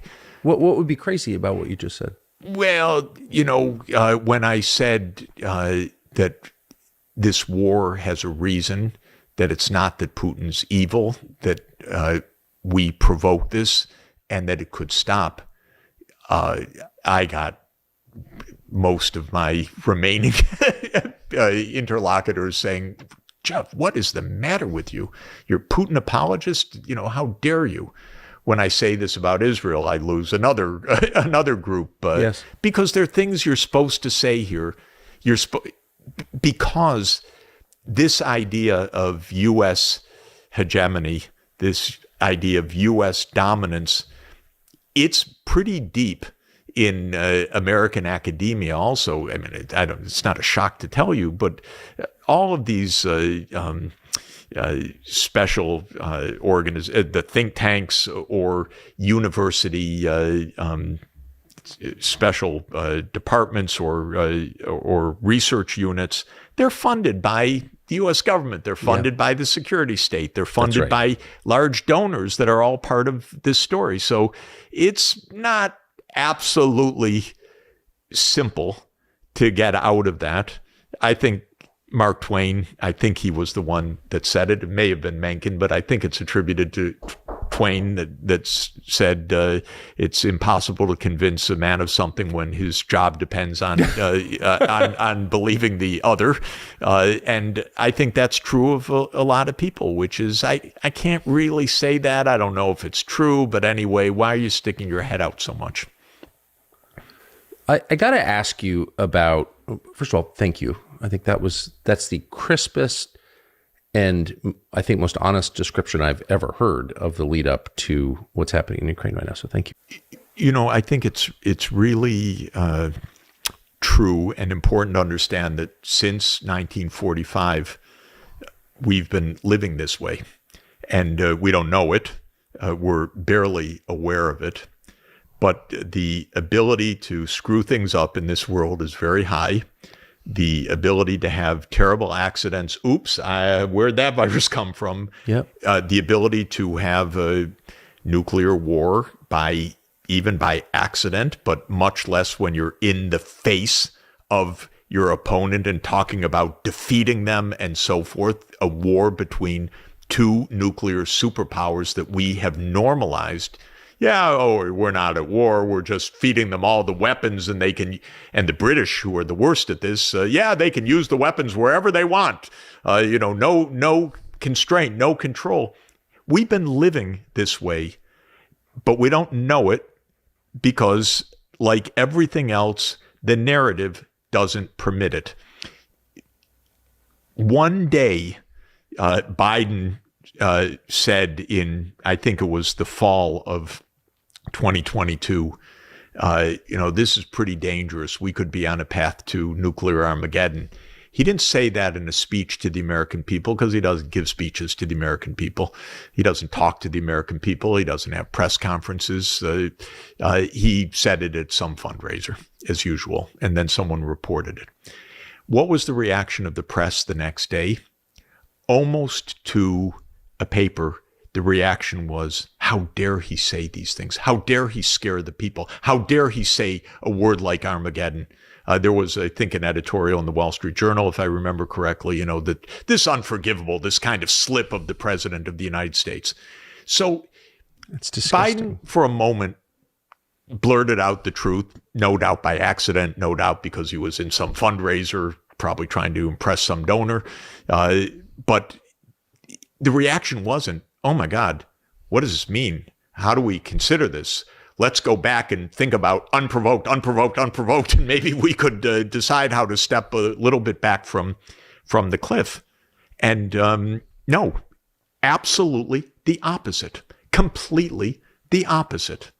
And I've seen, not only you could have a pandemic that kills an estimated 20 million people and not really care to find out where it came from. You can be on the brink of nuclear war. We can have Ukraine shelling the Zaporizhia nuclear power plant. Do you know our newspapers won't say that it's Ukraine shelling the power plant? All they will say, and Ukraine is shelling the nuclear power plant, I can reveal as if it's a surprise, because the Russians are inside the power plant and the Ukrainians are trying to take back the power plant. And so these shells come to the nuclear power plant. And then our lovely newspapers say, each side accuses the other of shelling the nuclear power plant.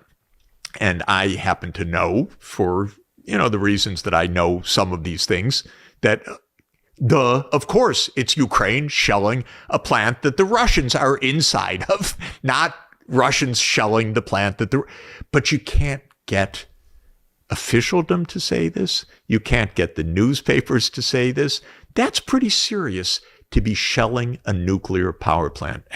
Are you out of I put that on the list that we've been adding to. Yeah. Are you out of your mind? Right. Don't do that. But they're doing it. In the country in the world that has actually had a profound nuclear accident already. Exactly. You might mention that maybe they would know something about it, that there would be some reticence about so that leads to my last sincere question, which you may or may not answer, but you're telling the truth about things that are big things. They're big things, like the biggest things. And in a world where you're just absolutely, as you've noted repeatedly and correctly, you're just not allowed to do that.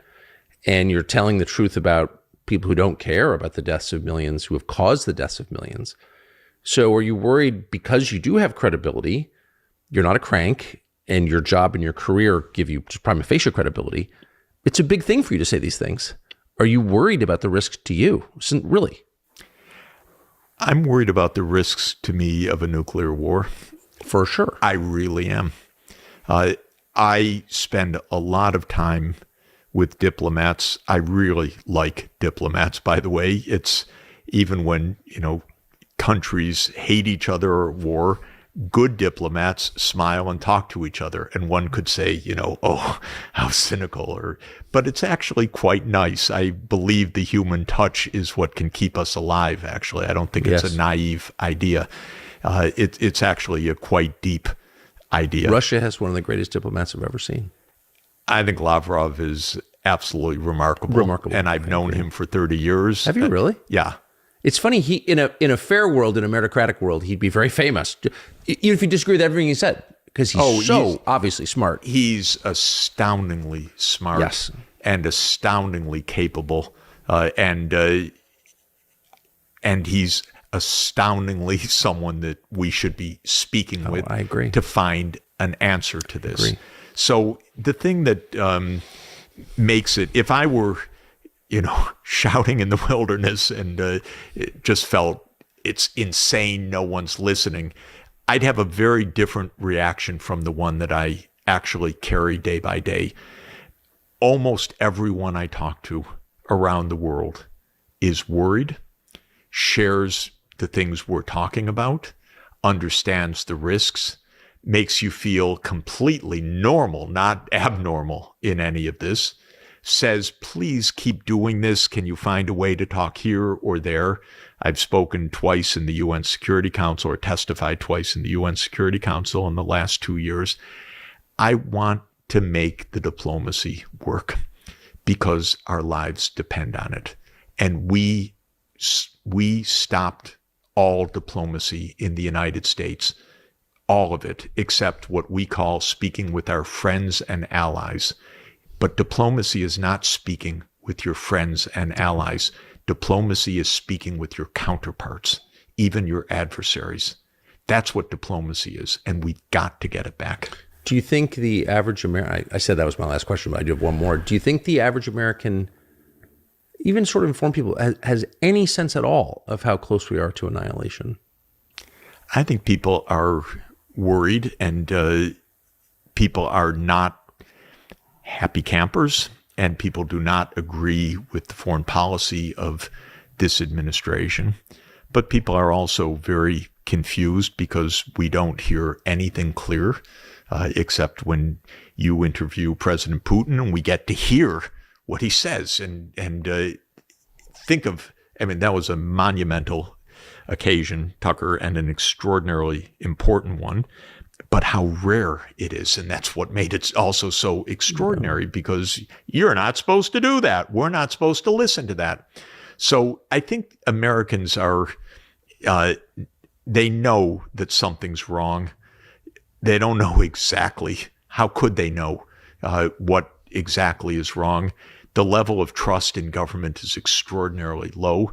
That low trust has been, unfortunately, amply deserved, because our government lies and lies and lies, and it doesn't even try to tell the truth anymore. It tries to make a narrative.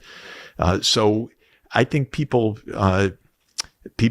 sense something seriously wrong. But God, I hope our lives are in the hands of a few people, and they better learn some prudence, because they have not had it for a long time. And they don't even understand what it is to talk to a counterpart. And my absolute core bottom line is, until Biden speaks directly with Putin and starts talking, our lives are deeply at risk. And it's unimaginable to me that we are in open war as we are, and we're not even trying to find the path to peace right now. And we have crazy statements. The president of Finland said, the path to peace is through the battlefield. These people don't understand anything.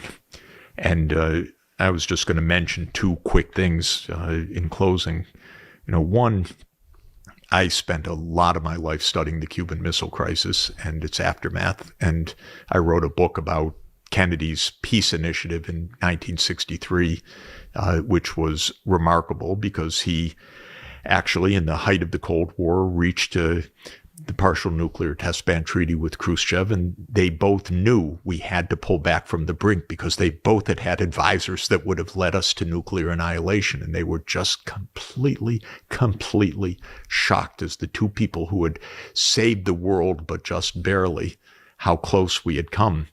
But one of the things that most people don't know about the Cuban Missile Crisis is that even when Kennedy and Khrushchev had reached an agreement, we almost had nuclear war after that event because of the disabled Soviet submarine. Do you know this event? Because it's one of the most remarkable, little-known facts of modern history, and it's worth understanding.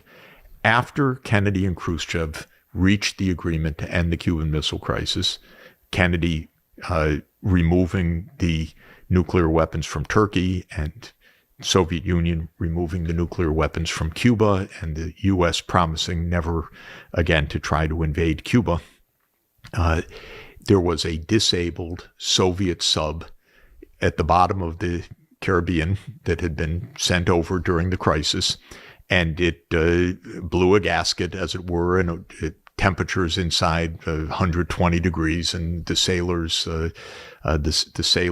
fainting, and the ship deeply disabled. And this was 1962, so the communications did not exist. The ship was out of communication. They had no idea what was going on. So they decided to surface, and as they surfaced, American Navy pilots were dropping charges on the sub. And it's not absolutely sure, but one story is that the Navy pilot, one Navy pilot for fun, was dropping live grenades on the sub as it was surfacing rather than depth charges. And the pilot thought that they were under attack and that there was a war above the surface. Now, this was the lead sub of a squadron of 7 in the Caribbean, and it was the one sub in that squadron that had nuclear-tipped torpedoes, And under U.S. doctrine, any attack by a nuclear weapon was to be met by the full force of the U.S. nuclear arsenal with an attack across the Soviet Union, China, and all of the Eastern European countries. The estimate 700 million dead. And that was to happen with any nuclear attack. And Curtis LeMay was the head of the U.S. Air Force at the time, and he couldn't wait. I think it's fair to say. Yes, it's fair to say. So what happened was this skipper, the commander of the vessel, ordered the nuclear-tipped torpedo into the torpedo bay to be fired because he thought the ship was under attack. And by miracle, a guy named Arkhipov, who was the person who saved the world, whose name nobody knows, and I'm pretty sure I have the name right, was a party official that had a higher rank than the ship's captain, and said, I don't think that's a good idea. I think we should surface. And he countermanded the order at the last moment, and the ship surfaced, and they found out there was no war and no crisis, and that was the end of it. And we came within a moment of a full nuclear annihilation. Now, that's a true story. If people want to read about it in detail, the most remarkable book about this is a book by the late historian Martin Sherwin called Gambling with Armageddon, which is an absolutely phenomenal work. And Martin Sherwin, some people may recall, is the historian who's the co-author of Oppenheimer, which became the screenplay. He's a wonderful historian who died a few years ago. And he tells this story in unbelievable, riveting detail. Now, I take this not only as a literal event, but as a metaphor for our reality, which is something can always go wrong. Stay away from the cliff. Exactly. Stay away from the cliff. This is how close we are. Talk to President Putin. Negotiate with China. Make a two-state solution to stop the war in the Middle East. Stop carrying on like you run the world, because you don't. The whole Cold War narrative is a huge blunder and tragedy in its way, because there's another story to it that's completely different from the one that you and I grew up with. And that story is the Soviet at the time, until today, the Russian search for security. And we don't give this one moment's thought. And I can tell you, I didn't even hear 1 minute of it growing up or going through university. And I had a good university education at Harvard, undergraduate and graduate school. I didn't hear one day, not one day in my life as a student, that there was another side to the Cold War story. Now, I may have taken the wrong classes, but I'm telling you what the atmosphere was, which was an implacable foe. We read Solzhenitsyn. We knew about the crimes of the Soviet Union and so forth. We never stopped to ask one moment, well, 27 million people in the Soviet Union died at Nazi hands. What is the implication of that for the aftermath of World War II? What might have been done? What were the Soviet or the Russian security concerns at the time? Now, since then, I've spent 30 years pretty much in depth in understanding these issues. And it's a point that I really want people to understand.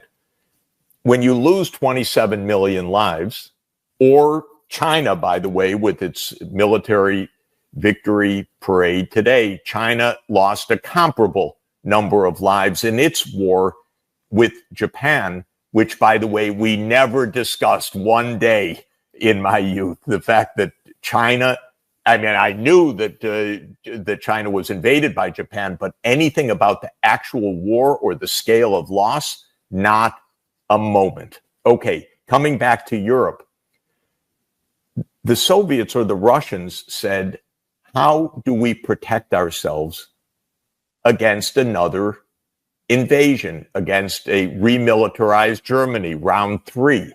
Because after all, the First World War was a German war in part on Russia. The Second World War was Hitler's attack on the Soviet Union, 27 million dead. And the Soviet side said, we need a peace agreement that addresses our security interests. And the United States essentially said no. And Britain said no.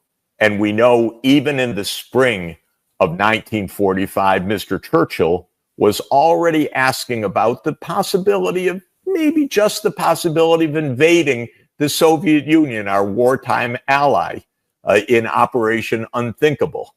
It's pretty much unthinkable that your ally has just lost 27 million people and you're asking your war command about maybe we should invade this fall, because the implacable hatred of Russia went way back.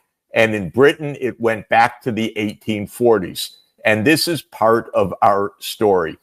The United States absolutely rejected a core agreement made in Potsdam at the end of the Second World War for a demilitarized, unified Germany. And instead it said, we'll take our part, the 3 occupied zones by Britain, the US, and France, so-called. We'll build that into a new Federal Republic of Germany, or West Germany. We will remilitarize it, and it will join NATO, our new military organization, in 1955.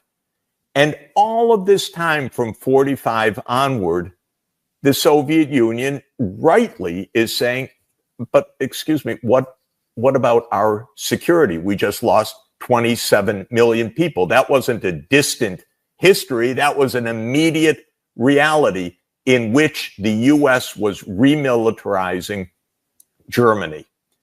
And if you go back now, as I have for many, many years, and look at choices that were made, we had many diplomats led by George Kennan in the United States who said, take the deal. A neutral, demilitarized Germany will end the Cold War. The Soviet Union tried to prove it again and again, including most notably in Austria in 1955, when there was an agreement. Austria would become neutral. It would not join NATO.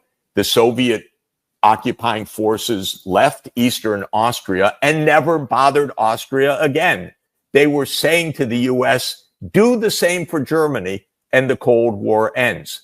But the U.S.-UK idea was bloc mentality. And this is why what's happened in the last 35 years is so poignant, because what President Mikhail Gorbachev at the end of the 1980s and early 1990s was about fundamentally was ending that division by ending the two military blocs. And to do it, he went first and disbanded the Warsaw Pact.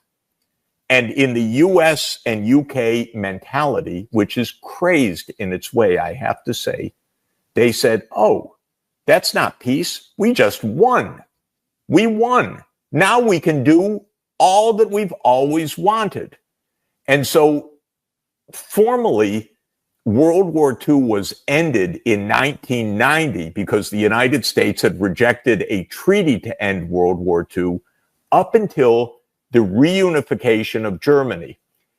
In that reunification, the US and Germany explicitly, unambiguously said that NATO would not enlarge. It should have said NATO is ended, but they said NATO will not move 1 inch eastward. Terribly, Gorbachev did not put it into the 4+2 treaty because he said this is a treaty not about NATO, but about Germany. So there's a reason it's not in there. But the commitment was no more NATO. But the American and British mentality, and I add the British, they had no weight in military terms, but in psychological terms, we were living the British imperial dream, but just as the American empire. As soon as Germany was reunified, the United States, without losing a beat, said, now NATO goes eastward. We won. We are the military alliance. And we would never listen one moment to the Russians saying, hey, but we're not at war. We just disbanded. Why are you pushing NATO? We're not supposed to have any NATO enlargement. And the U.S. attitude was, as you absolutely know, you are a third or fourth rate country. You count for nothing. We'd like to pump your oil for you, so we want Chevron and Exxon to be there. Other than that, you are a, quote, gas station with nuclear weapons. You will listen to us. You have no choice. And the grand poobah of that theory in the 1990s was Zbigniew Brzezinski, who was, by the way, to me, a very nice man because I was advising Poland and he helped me in the advice, to get my advice actually implemented, and it worked. But when it came to Russia, he was a true Polish patriot. He hated Russia. That goes back to the 17th century. And he hated Russia. So in 1997, he laid it all out as clearly as it can be laid out. Expand NATO, expand Europe. Russia will have nothing to do but to exceed because it could never join with China. That's unthinkable. There's a whole chapter in his book about why Russia won't sign up with China. So we have falsehood and delusion, a complete one-sided story about the Cold War itself, which is really wrong historically. And then after 1991, we have the grandiosity of supposed unipolarity. And now we have the idea, since that unipolarity didn't exist and Russia has its security interests, now we have the return of the most primitive kind of Russophobia imaginable. So Europe meets, as you note, every 2 or 3 days in terror of Russia with these fools around the table without talking to the Russians at all. And so it is this self-fulfilling, grandiose, delusional sense of power and vulnerability together, and thinking that the United States will,